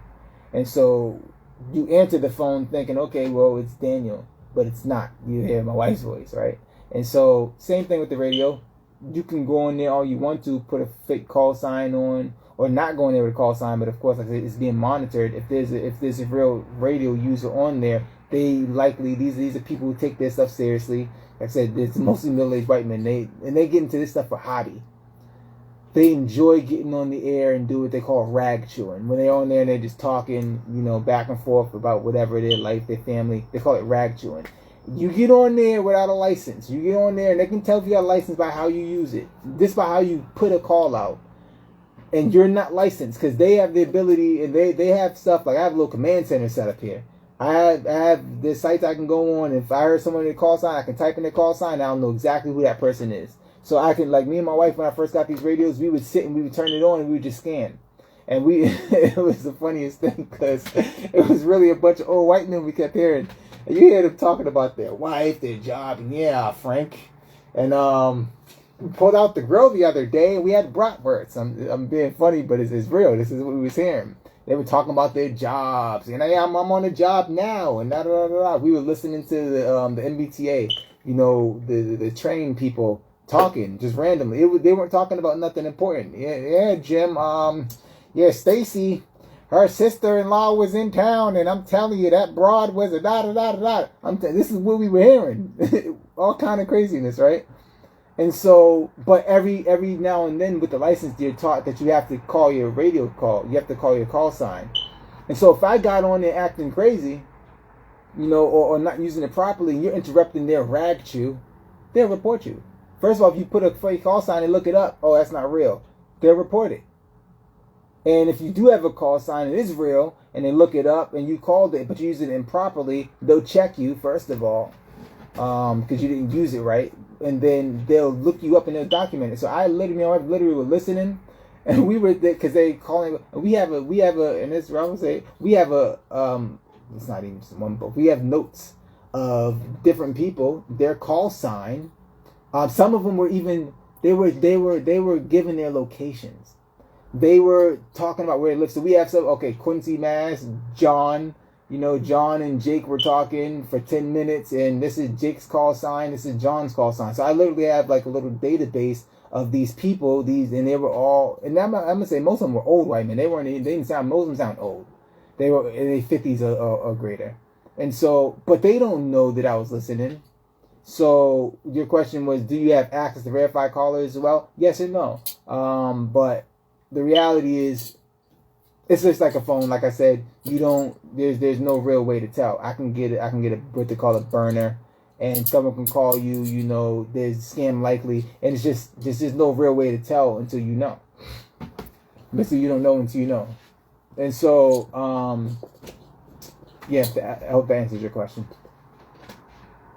And so we had another question. I think the second question was also by Dawn Shuggy. Oh, when will the class start? So hit me up in my DM. Just type radio in my DM, and I'll get that information to you. Anybody, we're going to do this formally. I guess it's not exactly formally, but if you're interested in learning more, if you're interested in taking the class, type radio into my DM, and I will get back to you on that. So let me see. I don't see any more questions in the question box. Let me see if I'm missing anything else.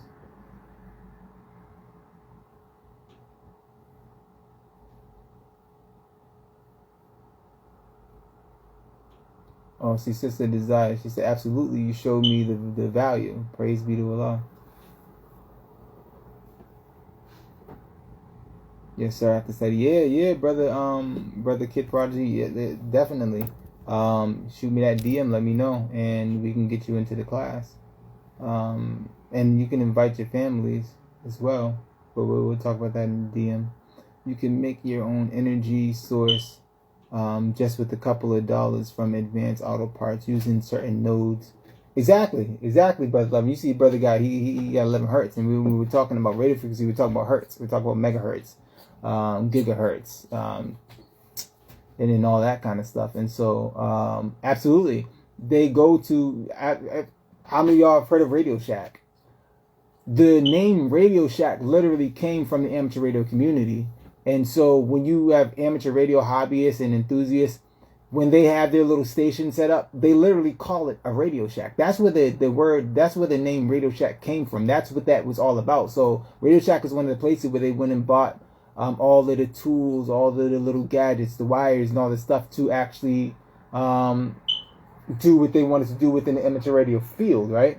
And so, he's right. Place like AutoZone, you can go buy a car battery, you can go buy wires, you can go buy all kind of little gadgets and stuff to help you build radios, to help you build power sources. So when you're thinking about survival in amateur radio, and you're talking about these handy talkies, and you're on the move, a battery only like. So you see this radio, right? Same radio. One's bigger than the other. What's the difference? The difference is this one has a battery pack that is only 15 milliamp hours. This has a battery pack on it that is 3,800 milliamp hours. So this one is going to last a lot longer on the go than this one. So even that, we have to talk about what type of batteries you need and all that kind of thing. There's so much more that goes into this, because if you're on a run, like I said, to go back 3 days, and you don't know nobody, you would go buy one of these radios, how long do you think this is going to last you? You wasn't thinking about it. You weren't prepared necessarily. That's why it's radio communication and disaster and survival preparedness, because you have to know. You have to know what the milliamp hours means and how long it's going to last. How do I preserve the battery so that in an emergency situation, I don't run out. You might be out there for 3 days and you kill your battery within a day or two, and then you actually need to use the radio on the third day. What do you do? Right? So you can build, like Hurt said, you can build your own power sources that are mobile as well, that you can take with you and charge your battery in the field. They also build those from scratch. You need to know that. You need to know how to go about doing it. You need to know who to get with. And where to go to get that information, and how to implement the information and the knowledge. So yeah, Brother 11 Hertz is absolutely right. Anybody? I don't see no request to go live or anything. No, that merch. Dawn Shiggy put merch, but I'm not sure if she's asked me a question about it or whatever it is. He said, Trevor said, just searched EME transmissions. He is not capping. Yeah, absolutely, it's not capping. You can bounce a signal with this radio. There's no wires, no nothing. So they can't shut down the moon. If you can build the radio, you can communicate. So it's life saving. It's Merch Life J. This is my other. Oh, brother Merch. Peace, bro, Merch. Said yes. 11 hertz. You got some emojis in there. I don't know what you responded to exactly. Facts. Command center. Yeah, command center. Command center. That's important. So listen. In the amateur radio world, these people, they aren't playing. They're not playing games. They're prepared. So look, I don't believe that. I have my little command center. You know, the tribe know, they know better. I be ready and prepared. So I got my 2 radios here. I have like the 2 different batteries here. You know, like I said, one of them. This is, you see, it says BTEC. That's the name of the company. 1500 milliamp hours. You have this one that says 3800 milliamp hours. It's important. So they look different. 2 different, same radio, 2 different sizes. One has same exact capabilities, except one has more power. So if I'm on a run, I'm taking the one that has this battery. I'm gonna keep this other battery charged as well, and I'm gonna have extra batteries so that, you know, something jumps off, I got power. It's gonna last me some time. So, but yeah, command center. So they'll have this. They'll have all these other types of radios. And my wife jumping, trying not to get in the camera. All other types of radios and stuff. And their command centers, they have all like when I talk about command centers, we're talking about command centers.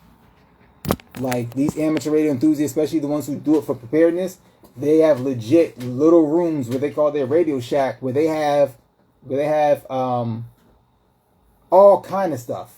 And any moments notice that every room they got their go back. They got all of the external power sources. They got external power source in the house. They got one in their vehicle. They got one at their rendezvous point. Meaning, even that, when we talk about preparedness, do you have something set up for your aunties, your uncles, and everybody else, so that, you know, when an emergency happens, you know where you're going next, how you're going to get there, does everybody know the communications plan, so that and then something jumps off, everybody knows they're all on the same page. Like, we have to talk about that. Oh man. And so just like your police scanner, all think about it. Just like your police scanner, all think about it, and ain't hard. ABS all material needs. Sorry, all right, I'm gonna read off the because I have it on 2 things. Same thing, including satellites. In order to work, know the basic. You know how to break it down. Right. So yeah, we're gonna do all that breaking down. Still need that list. I assume Sugar's talking about the preparedness list. If that's what you're talking about, Sugar, add that also in the DM, and I'll make sure I get that to you. Don't let me forget. And so, is there anything else I wanted to say? I feel like I'm missing something. I feel like there's a point I want to make. Oh, you know what? So the class isn't just strictly amateur radio. That's number one. Why? Like I said, because you have all the food stored up, you know, which is a part of preparedness. You can have, you know, your flashlight, your tactical flashlights and stuff. Like, these are very powerful lights. Like, I'm in a bright room. You see how bright that light is on the wall? No. See how bright that light is? This is in a fully lit room. So that's very powerful in the dark. So you got to know the right type of light. So I have different types. This one is not as bright. You put this one over it, that light disappears. So there's different types of tactical flashlights. They do different things, and, you know, zoom and all kind of things. You know, you got your different levels of use and all that stuff. So even that, you know, people, like, they see in the movies, they see these communication pieces and stuff, but don't realize, you know, the why. It's not fancy. It's not for show. It's for a reason. You're in a situation and you're trying to communicate with your loved one, and you're being surrounded. Do you want everyone hearing what you're hearing? See, the police, they have those radios, you can hear it. Like I said, the same thing like I said on the radios. They don't mind you hearing, obviously, because they're sitting there and they're letting you hear it. But certain communications you don't want no one to hear. You don't want them to hear what you're hearing, and you don't want them to hear you. So if you're on your compound, you're in your house, and you're in different parts of the house, and something's happening, and there are people around, you don't want them to hear you tell your wife, "I need you to go downstairs. I need you to go across the house into this room and grab that." So what do? You put it in the earpiece, so that the communication is while it's over a radio, it's not being heard verbally by those around you. And you say, well, I thought they can hear on the radio. That's true too. They can hear you over the radio, but those immediately around, if you're being surrounded by police, other forces, they're not expecting you, especially as a black person, to have amateur radio. So they're not, and then they won't know what frequency you're on, because the radio spectrum is huge. There are infinite number of frequencies that can be used. So the likelihood that they're going to know you have the technology, and then if they knew you had it, what frequency you'd be on is very slim. So you can make the communication, and they would have to know a frequency you want to be able to get on that frequency. But the reality is that you can make the communication and no one can hear you. And so understanding those little things and how to prepare yourself to use that, and in what situations and all that, it's very important. So like I said, again, this is not as simple as go buy a little walkie-talkie from Walmart, because you're not going to be able to call EMS if you, even if it's not an emergency, like, dealing with revolution. If it's like you really went camping and you fell off the side of a cliff and you're trapped, your leg is trapped into something and there's no one around. That little rinky-dink walkie-talkie is not going to get you hooked up to EMS. It's not going to get you hooked up to the fire department and someone that's capable of saving you. You have to have one of these types of radios and know how to use it in order to, like, I had to program the police frequencies into this radio. And so if I didn't program them in, I would not be able to communicate with them. And it simply would not be effective. Channel mode. 25 Eustis Street, number 3. Call tag is not sure this may be an EDP. Caller saying that the... Tell me if you can hear this clearly. ...restraining order against her ex, Darren Young, saying that he took the 9-month-old while she was sleeping over to Fox Street on C11. She went over there to pick him up, and now it's back home with the child. Y'all hear the police clearly. They gave a name. They gave an address. Frank, are you able to back up the budget? They gave a name. They gave an address. They gave the situation. Well, Roderick. Roderick. You can't hear me. I don't declare that. I go with the 5. Loud and clear, exactly. So, okay, sir. 125 Eustis, number 3. 125 Eustis Street, number 3. There was a previous R made against this Derek Young. Derek Young. They even gave a name, family. So I'm aware of, in my neighborhood, there's a guy out there that's being looked for. If he was armed and dangerous, I would know, and I'd be prepared. No one else would know who didn't have this information. But that's the Boston Police Department. 25 Humboldt. That's literally around the corner from me. 25 Supple. Oh, Supple Road. So he said Humboldt at first, so you got it wrong. Supple Road is the other direction, but it's still close. Let's see if something else. Let's see if something else comes over. But let's look at that. Hold on, see. I just turned the radio on. This is FYI. CGIS will be unavailable today due to a hardware upgrade. The shutdown is going to occur between 9 a.m. and 10 a.m. Hopefully only be down for the hour. It is strongly advised that any electronic court complaints and other CGIS entries be completed by 0900. Entries made after then run the risk of losing the data. All channel 058. Whoa. Now I'm going to turn it off because I'm going to be interrupted on that. If you just heard that, you just heard them say that one of their communication systems will be down at 9 a.m. and that any communication that they make during that time might not be saved. So they need to make the communication by a certain time. This is the Boston, and they said all units when they came on. Meaning they were just talking to all of the Boston. So I say they can make a call to all of them across the city. And they just told us that one of their systems is going to be down at 9 a.m. Now, how valuable is that information? You see that? It says, I don't know if y'all can see it. Oh, let me turn back on. So I don't know if y'all can see it. It says BPD. That's Boston Police Department. This is fully legal. They can't do nothing to me for doing this. I have a license and it's fully legal.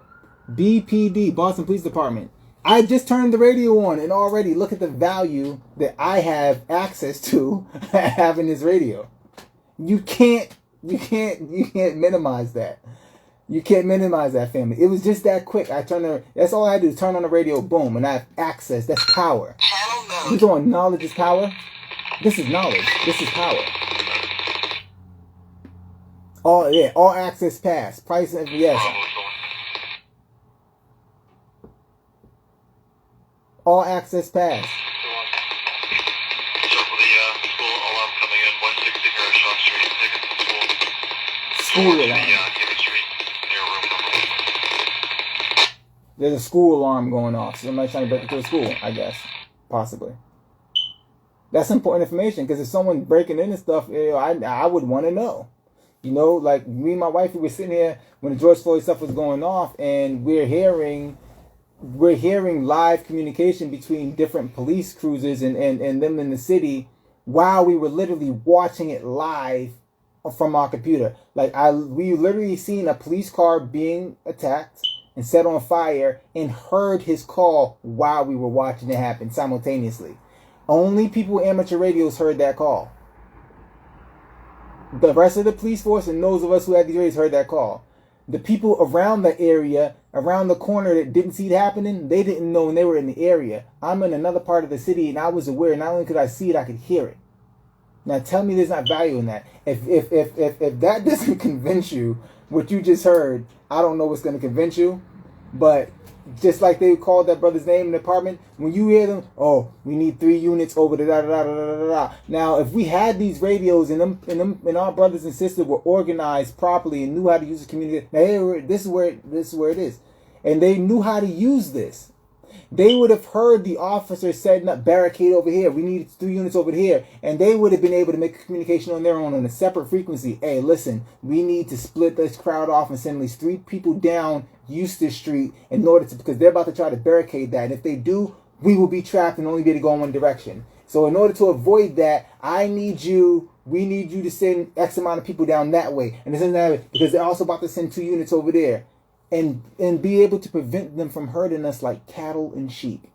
Tell me you don't see the value in that. That's real life, real time, me showing you the importance of radio communication and survival preparedness. Because right now, who's all of this stuff jumped off because of who? What group of people initiated the warfare that we're experiencing right now? Somebody put it in the chat. Somebody put it in the comments. Who initiated it? Who initiated what happened when we uprose in all of these cities? What group, what entity initiated it? I know it's a delay. That's why I'm waiting. I'm making this interactive. I want somebody to say it. Come on, somebody tell me. We gonna get this as a people. We gonna understand. It might not be the most and I'm not looking down because I have my command center here, so I'm actually looking at the questions on the screen. It's bigger here on my screen, so I can read it better without having to keep leaning in. Police, exactly, Trevor. The police. So imagine if our brother or someone in the neighborhood heard, hey, yo, Brother George, I just heard over the scanner, they put a call out, or Brother Eric Garner, they're coming over this area because you said they gave a location. There's a gentleman outside selling loose cigarettes in front of my store. He calls the police, and the police put a call out to the units. A unit in the area of so and so, so and so. Okay, we need a unit. We need a car down. There's a black gentleman, and then near there. But they give those descriptions. It really be like that. A black male, red hoodie, gray sweatpants. Last seen going. That's how they give the description. Well, there's a black man, gray sweatpants, selling loose cigarettes in front of that store. Imagine if our brother Eric Garner got that communication ahead of time. He could have moved. If I knew who that person is that they were talking to on that radio, I could say, yo, bro, they looking for you. Not that, no, I'm not promoting assisting people if they're dealing in criminal activity. That's not what I'm saying. But what I'm saying is, in a situation where they are about to make a move, and it might not be just me hearing that, I can make the call now with my cell phone directly. Boom. Yo, bro, you need to get out of there because they're on to you. And they're coming from this area and they're planning on it. You need to go this way in that direction. What kind of value is that? How much is that worth? How much is that information worth to you? How much is it worth being able to sit there and listen to the same people who initiated what I'm talking about, the war we're fighting right now, from all the way back to when they were called slave catchers to now what's uprising was the police? How powerful is it that I can listen to what they're communicating now? And I can hear them put a call out to their forces to go, and more than likely the person's name was a black man. We don't know how that situation is going to turn out. We don't know. We don't know.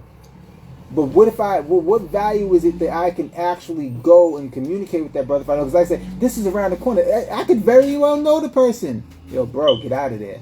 Because they're coming. And they're sending all units. So they're only sending one car. There's times you can hear, they'll put the call, and I can hear whether it's an officer. They'll even say what car number they're in. Hey, bro, look out for police order. That's the car that's coming for you. It's gonna be 2 female officers. Officer Jen, I hear them responding. And I can tell if it's a female. Like really, like literally. Let's see what else we hear real quick. Let's see if we hear something else. You never know. You never know. And stuff is real. It's life-saving. Exactly, Brother Treble. This is life-saving. What I'm trying to give us is life-saving information. It's not a game. I'm not before you trying to offer you necessarily a product. I'm before you trying to offer you Sorry, 19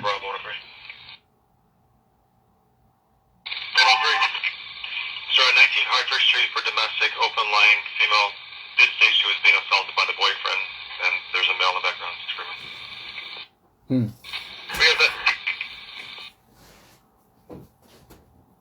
K1, K2, we'll take a service car if you go in the area.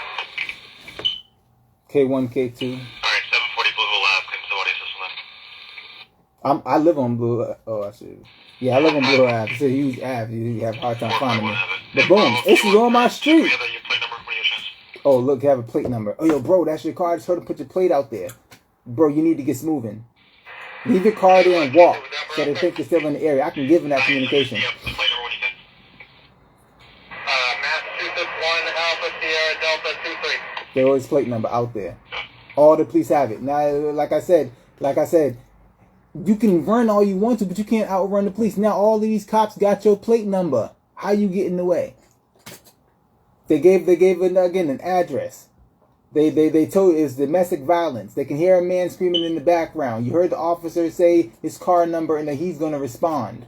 You heard them give the license plate number. So boom, with that information, okay, I know what car is going to respond. I know they got my license plate number, so I'm going to go on foot. They don't got a license plate number, I can take the vehicle. But now you get in that vehicle, what's happening? You're trapped because you don't know that it's out there. You might not know because I've heard calls where it was the neighbor calling. So the person didn't know. Now if his girl called, he knows. But if it's the neighbor, he don't know that call's coming. Don't know the call's coming.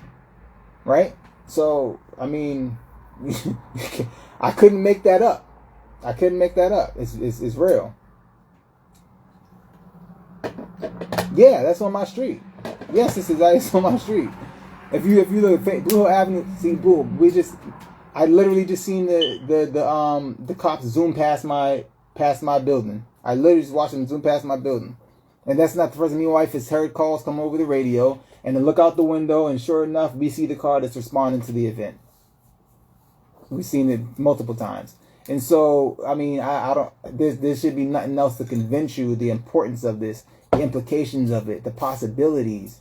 You know, and I'm gonna say this again. I'm not promoting. If you're involved in criminal activity, this is not for you. No, don't use it for that, because I believe in justice, and I believe that if you're dealing with left-handed business, and I'm gonna say this. Before I finish, I'm gonna say this. I didn't drop out of the clouds. I did my dirt and I did time for it. I've spent multiple years in prison, so I'm not bashing anybody. But if you're involved in left-handed business, I do believe in justice, and I believe it'll catch up to you. So don't put yourself in that situation. There go more police racing. You know, and y'all in the tribe, y'all know Brother Jason. Y'all, it should be no surprise. Brother Sean be like, oh, Brother Daniel, because not be coming off. Y'all be hearing them sirens. Not that it's funny, but something's happening because, you know, people's lives be in danger, but it's real. Well, around where I live, there's always calls. You know, I'm like, that was a local police station, so I know what's going on in my area. You need to know what's going on in your area. Don't, you know, if you can go spend X amount of money to look good, certainly you'll be willing to spend X amount of money to prepare yourself to be able to defend yourself. Like, you can't, there's no price you can put on that. There's no price you can put on that. So any questions? I don't want to be on too much longer. Those who are on, those who end up seeing this live later, hopefully y'all can share this out, you know, send people to it. Let them know this is, you know, let them know the value you got from this live alone. and share it with them. Invite them to come listen to it. It took me, I've been on here for a while. I don't know how long exactly, but I've been here for a while. And, I'm glad I caught that. Now other people can hear that. They can see that value. So I would hope that you would share this out with some other people, invite them. Let them know that they could hit me my DM if they have questions and all of that. And so if no one has any more questions, or if anyone wants to go live, let me know. I'm going to wait another 30 seconds to a minute. And then I'm going to end this live. But like I said, hopefully you share it out. And so, because I want to get this into the hands of our people. Amateur radio is something that people use for hobby. Some people use it for survival. I'm willing to say 90% of those people, and probably way more, I'm probably undershooting, are not us. But we, when you talk about the prison and school pipeline, we see how to use this this technology in order to corral us. We've seen it happen. When you was looking at the aerial view of what's going on in them cities, they were moving the way they were moving because they were communicating with these radios the same way you just seen them do. Oh, there was a Molotov cocktail thrown, because you've seen that on the news. They do that in these little riots and stuff.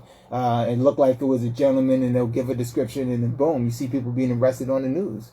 And so I think I've done one Facebook Live before. I need to start setting it up. I should have done it on both. You're right, sis. I'm gonna upload this to my Facebook, but no, I should have been going live on Facebook as well at the same time. Thank you, Dawn. See, the tribe keeping you on your toes. And so I'm gonna send you the info as far as the group classes. Put radio in my DM so that I know to respond and to get that information to you. Just put radio in my DM and I'll get that information to you. And so yeah, it's just I hope I've said enough. I don't want to be redundant. I don't want to, belabor the point. Thank you all for coming. Those who came in the beginning and stayed, definitely. Those who tapped in, those who shared out this live, I appreciate your support. Now, when you save a live video, as some of you know, go live, all the comments don't transfer over. None of the engagement transfers over. It just uploads as if it was just a regular video. So I would appreciate it if those who are on would go after I post it, like it, share it, comment again, whatever value you got from the live in the comments after this is saved. So I think I already answered. I don't know if you accidentally typed it twice, but it popped up. That's why I seen it. So I think it's like my answer again, just in case. I need to be going on Facebook Live. I did not with this one, and I already know I should know better. I could actually go live on Facebook, YouTube, and Instagram at the same time. I'm gonna start setting it up to do that so that I can get this out to more people at one time. But like I said, I'm going. Oh, somebody requested to go live. Praise you. I didn't even notice that. Okay, here we go. We're gonna call Sister Desire in. She's gonna come on and add some value to this live. Sorry, sis, I don't know how I was up there. Peace. How we doing? We're good. I just wanted to get on here and hold on. Let me put my hood on. Yeah. Great. I got to see that drip too. Okay, good. So, I just peeped that. She got the. She got the exclusive, the ABS drip, the blue one too. Okay then. Peace, y'all. Peace, love, and light. So I just wanted to get on. I just wanted to let y'all know this is a very, very valuable training. Brother Daniel, you should be getting paid for this. So if you're going to start doing group classes, there should be a fee, because this information essentially save lives, right? And I think that if you start charging folks, people take it seriously. You know what I'm saying? Yes, ma'am. He said, "Oh, not the ABS drip." Yes, sir. The ABS. I'm telling you, she got me jealous now, man. Come on. I've had this on. Stopping on us. They came home, cooked dinner, and just was like online handling business. I'm in my back office in my drop shipping store, doing my ones and twos. But I just want people to understand that this is not something that should be taken lightly. You should actually actually view this as a life-changing training, right? This can save the Right. lives of your children and your families. You need this, right? There's a saying that goes, stay ready so you don't have to get ready. Right. Stay, Teach this. right? The fact that Allah put us in this position where we can be blessed with the knowledge that Brother Dan has, this is a once in a lifetime opportunity. Regular people don't just get these opportunities to learn this type of information and have it accessible to them. And it's very expensive. So y'all go ahead and get on that. Hit them up. Start those classes. I'll bring some people in, and you should really start charging. You really should start charging. Yes, man. So those who hit me up, they'll know. So it's not a free course. It definitely is not. It wasn't intended to be a free course. And then I'll be offering one-on-one consultations also. So yeah, those who are interested, you heard it from Sister Desire. This sister here, I'm telling you, she was the first person that gave me the opportunity to teach one-on-one to convey the importance of amateur radio. And so now let the people know where you at with that. So look, right, I got a class set up on the 4th. So my class set up on the 4th. It's not far. I think it's not far from like where the ABS tribe is at. So on Friday, my plan is after I do my exam, I'm gonna go hit up the tribe. They was up popping over there. But my son and I have been studying.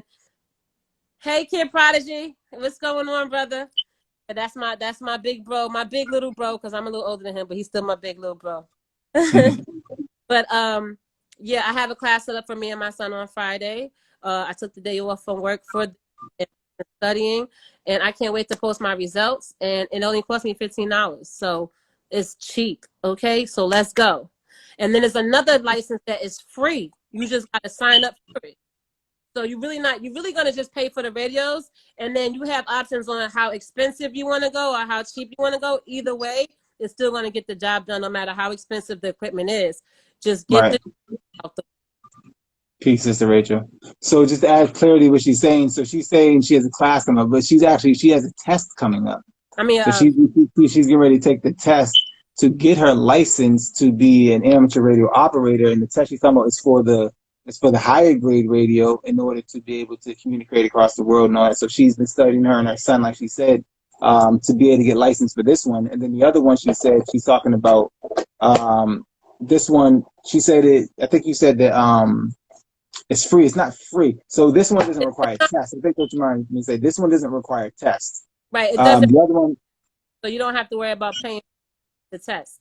But either way, it's $15 to get. I'm sorry to cut you off, brother. That's all right. It's $15 to take this test, and you can apply anywhere in your city, where local to you, within 20 minutes, 30 minutes from where you live at. So I'm saying, jump on that. Like $15 is nothing to invest in your safety. You know what I'm saying? To at least start the process, right? Go past get legal. Don't go get the damn radio and then try to operate it and get locked up. Like, at least get that legal backing behind you. All right, so Cold Queen said how. Is it how to me or is it how to Sister Desire?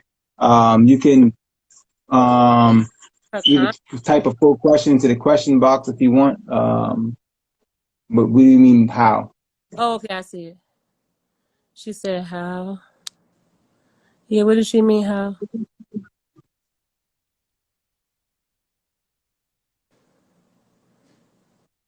Yeah, so I appreciate you too, sis, for giving me the shot.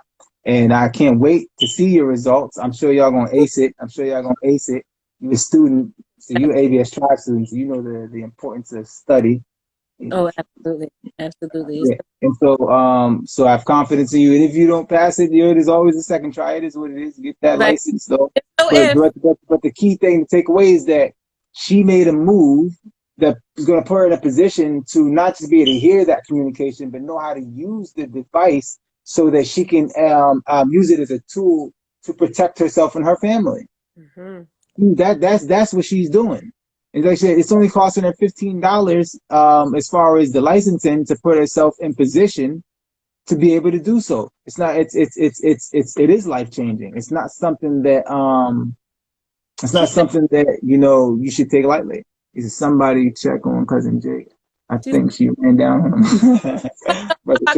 So yeah, I had to run down on Jake and Ben like maybe a month or so ago. I ran down.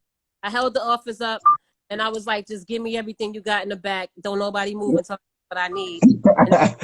And And she had some reinforcements with her too. She had a you son feel me? with her. I had the big 13-year-old, so they was good. You know, Brother Winford was chilling, and he probably like the biggest dude in there. He wasn't shy. He ain't want no smoke. You know, Right. others in there. But no, I went to the tribe. I went to the office out in Grand Prairie. I know they have a second office. I'm gonna go pop up out the second office probably this Friday if I can, if they're not too busy. But I know, yeah, I went to Grand Prairie. I happened to be on a live one day. I think I was on Jake's live. Jake was at a smoothie spot, and I was like, "Yeah, I'm on my way to get a smoothie. I'm on my way to Dallas." And then Brother Ben was like, "Pull up to the office. Give me a beanie on my next lick." She's silly. So I pulled up to the office. You know, they summoned me. I pulled up, and that was it. You know, I got me some Final Call newspapers, and right, all praise be to Allah. I got me some ABS drip. I got me some good game. I actually have the Now lot. you got to have the radio to go with it, man. You halfway there. You feel me? Now I'm processing into the fruit of Islam. So you know, my letter. I got to get my letters together. Like big things I got. Things I me. You see me? And That's dope. That's dope. my future husband is definitely a fruit of Islam. Yes, he is. Praise you a lot. Yes, ma'am. I Praise. look forward to soldiering with him and the young man. That's All facts. right. Thank you for tapping in, Sister Desire. Definitely. Does anybody else have any questions? Or does anybody else want to go live?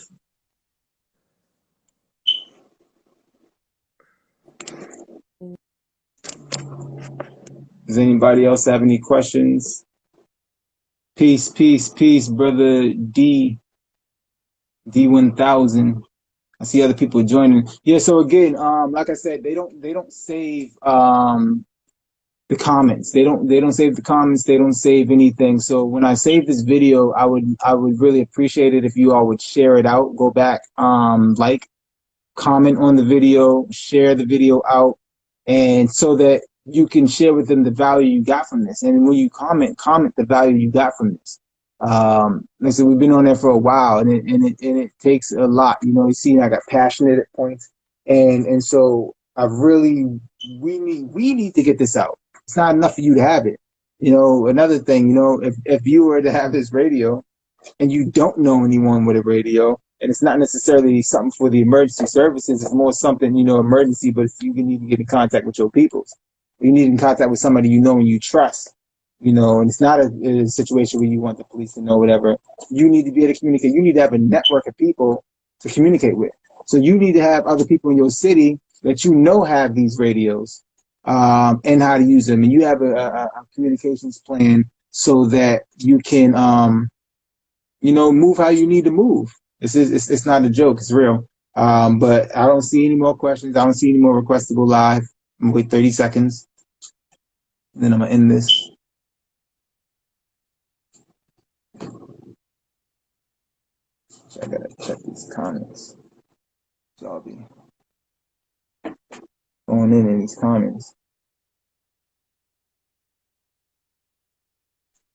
Appreciate that, brother Trevor. Appreciate that. Appreciate that. I'm always trying to plug people because, you know, that's the thing. I see the value in what other people have to say. So, you know, I do make it a point to share other people's lives because, you know, while I see the value in it for myself personally, I know that there are other people who would see the same value and see something in it that I might not see. You know, I might invite somebody to someone else's live, and that person that I invited asks a question that now enlightens me. The answer to that question enlightens me more. It pricks something in my mind, and then I'm able to, you know, add value in that way. So you never know who you might get this to. It might get to somebody else in your city who might end up being that lifeline. So that's why I like to share things out, because I see the value in what we all do as a tribe, and I like to share that value. You know, I don't get anything from it. You know, I got into the tribe not to make money per se. I got it in because I seen the value, and that's what I continue to try to do, is spread value. So I would appreciate that. Okay, Don Sugar. Also, so how do you meet other users? So it's literally simple. Like, now picture I turn that on and I scan. Now, so this is a scanner. It has a scanner on it. So you're going to hear me scan. Scan begin. So it's right now scanning through channels. And what it does is if there's someone on a frequency, it will stop on that frequency if there's a communication being had. And what you do is if you hear any... Scanning stop.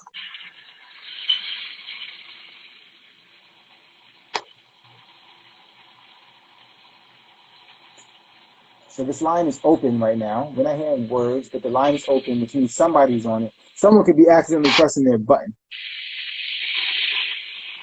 Or it could be positioning. It could be the antenna. Now, we're going to learn about that in the class. You have to wait for the class for that, for why you hear sound, but you might not be hearing voices. It could be the antenna. It could be other things. Why? And there's a reason why you might not be hearing it. Why we're not hearing it. I'll go over that in the class. Because you need to know that. You need to know why is there transmission happening, who's transmitting, how to break through that squelch level, and what is a squelch, right? I'm saying something that y'all know nothing about. And so I'm going to stop this now. Oh, my long time. Unlock. And so basically what I was trying to show, I was going to see if it was going to stop on the station where other people were talking, real time. It's like I showed y'all with the police scanner, real time, and that added so much value to the call.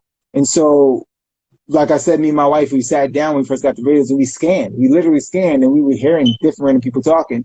Now, we didn't communicate back to them, but we were taking down their names. We were taking down their call signs and stuff because in my mind, when I first got it, just in case something happens, I want to be able to know who's on these things. And, I might be able to, get on this frequency that I heard this person talking on and call for John so-and-so, whatever his call sign is. And boom, now he might not know me, but he's going to hear someone who knows his call sign and his name and know that, I've obviously been on here. I'm in distress. I need help. I need assistance, And so you can get the radio and scan, and when you hear somebody, you hear them call CQ, CQ. They say their call sign. They say CQ, CQ. There's different ways to make the call. That's not exactly the protocol. Is more than one way to do it. And what you do is you start communicating. They could say, like I'm KC1NCRF. KC1NCRF, over. No, it really says over. KC1NCRF. And then, you go to the button, you get them respond. And so you get on there and you hear people on the radio and communicate with them. You want to listen, though, if they put a call out and if someone else responds, because they might be trying to get to someone specific. But if they're just putting a QC out, that means they're just looking for whoever might be on the air. And you respond. There's also databases that you can go in and you can find other amateur radios through those databases. We'll talk about that in the class as well. There's ways that you can go and if you hear a call sign or everything, you can go and look up first. Like this call, so you can look up a person's call sign in these databases, and you might even get an address. You can tell what neighborhood they're in, what city they're in, what level of license. Like my call sign can be looked up, and you'll see my name. If you know what databases to go, you'll see my name. It has information on it. So that's another way to get in contact with people. That's another way to meet people over the amateur radio. Though I don't necessarily recommend just doing that all the time because at the same time, when it comes to preparedness, the element of surprise is definitely going to work in your favor. Especially, like I said, in the amateur radio community, we're not represented on there. And the type of war we're dealing with is civil, and it is highly racially motivated. And so that being said, you don't know who's who. You don't know who is on the other side. You don't know what their stance is, and you don't want everyone knowing who you are necessarily if you're getting into this for survival. So even that, like all of these things have to be discussed. All these things have, there's different points I need to give you all. There's different, because we're not getting to like those people that we heard talking. They were hobbyists. They might use them for emergency communication, but you see them on the radio talking the way they talk because they're doing it as a hobby. If you're getting into this for survival preparedness, the way you operate the radio, the way you use the radio is going to be different. You have to approach it with a certain mindset in order to get what you can, the most you can out of it, and not be end up not just you being a hindrance to your own survival, you not being a nuisance on your own post, if you will. So yeah, here's another question. So yes, they actually do. Can you record radio calls? They actually do have technology that you can use to record these calls. There's different types of radios.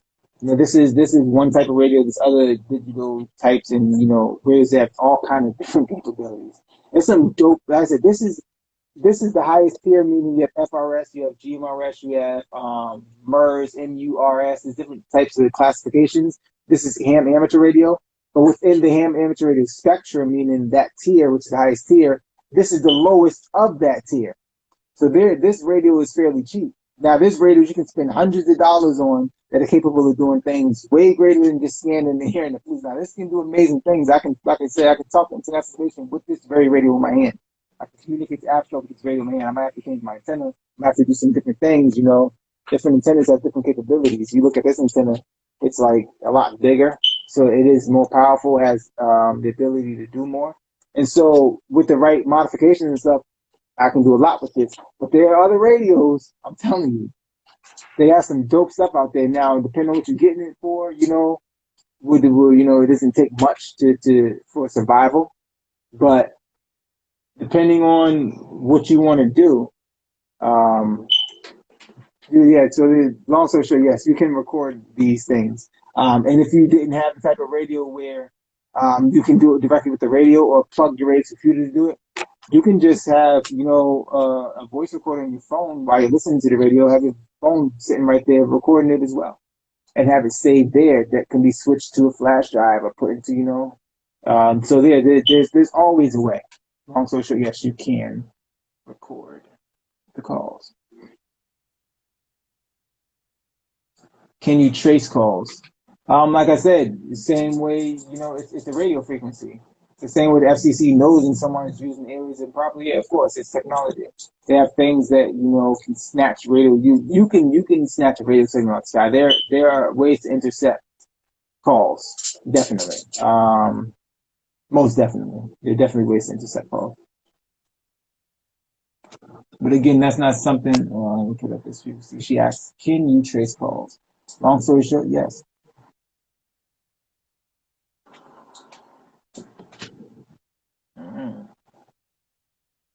Okay, what time did I get on? I don't even know what time it is. It's 1:30. Ooh, wow, it's 1:32. It's con. No, I'm gonna do that. Yeah, I'm about to get off here, family. I thank you all again for coming through. I appreciate you all, your support, your time, your attention. I don't take it lightly. I don't come before you of myself. I come before you as a representative of our people. I come before you as an FOI, Fruit of Islam. I come before you as one of the 10,000 fearless peacemakers that the Honorable Brother Minister Farrakhan asked to get in between the gangs and the guns and to try to stop some of the violence that is happening in our communities. I come before you as a brother who seen the value in this technology and wants to pass the value on to you. I don't take this lightly, and I hope that you wouldn't take this lightly, and that you see the value in it, and again, that you share this out. Invite other people to watch it. When you see the video get posted, comment the value you see. I would even appreciate it if you share it to your story to invite people to it. Do a test if anybody wants to, you can set up, you can do a testimonial about the value, because I really want to get people into this class, because it doesn't benefit me to have access to this technology and all of those who are on the other ends of these radios don't look like me. They're not people that I would necessarily trust with my life. All emergency situations don't need the police. They don't need the fire department or the EMS. You might need to make an emergency call out to your network in your city, to your family network. So listen, something's jumping off. We need everybody to get to rendezvous point B, rendezvous point C, rendezvous point number 8. And really. But if they're not aware, if they're not prepared, if you haven't prepared them, then there's nothing, the radio becomes a toy, not a tool. We need these radios, and we need to have them as tools. So if anybody would like to, we can do it another time or whatever, give a testimonial about the value you got here. Because I can't afford, I don't have the time or the energy to do a live every day to get it out as much as I would want to. I intended to go live before this a few times, but situations and circumstances don't allow that. I'm going to go live again. I'm going to try to go live as often as I really can. But I am asking that you share this out and add value. Peace and blessings, family. Thank you again for joining me. This is Daniel, KC1, NCF signing off, radio communication and survival preparedness. Peace.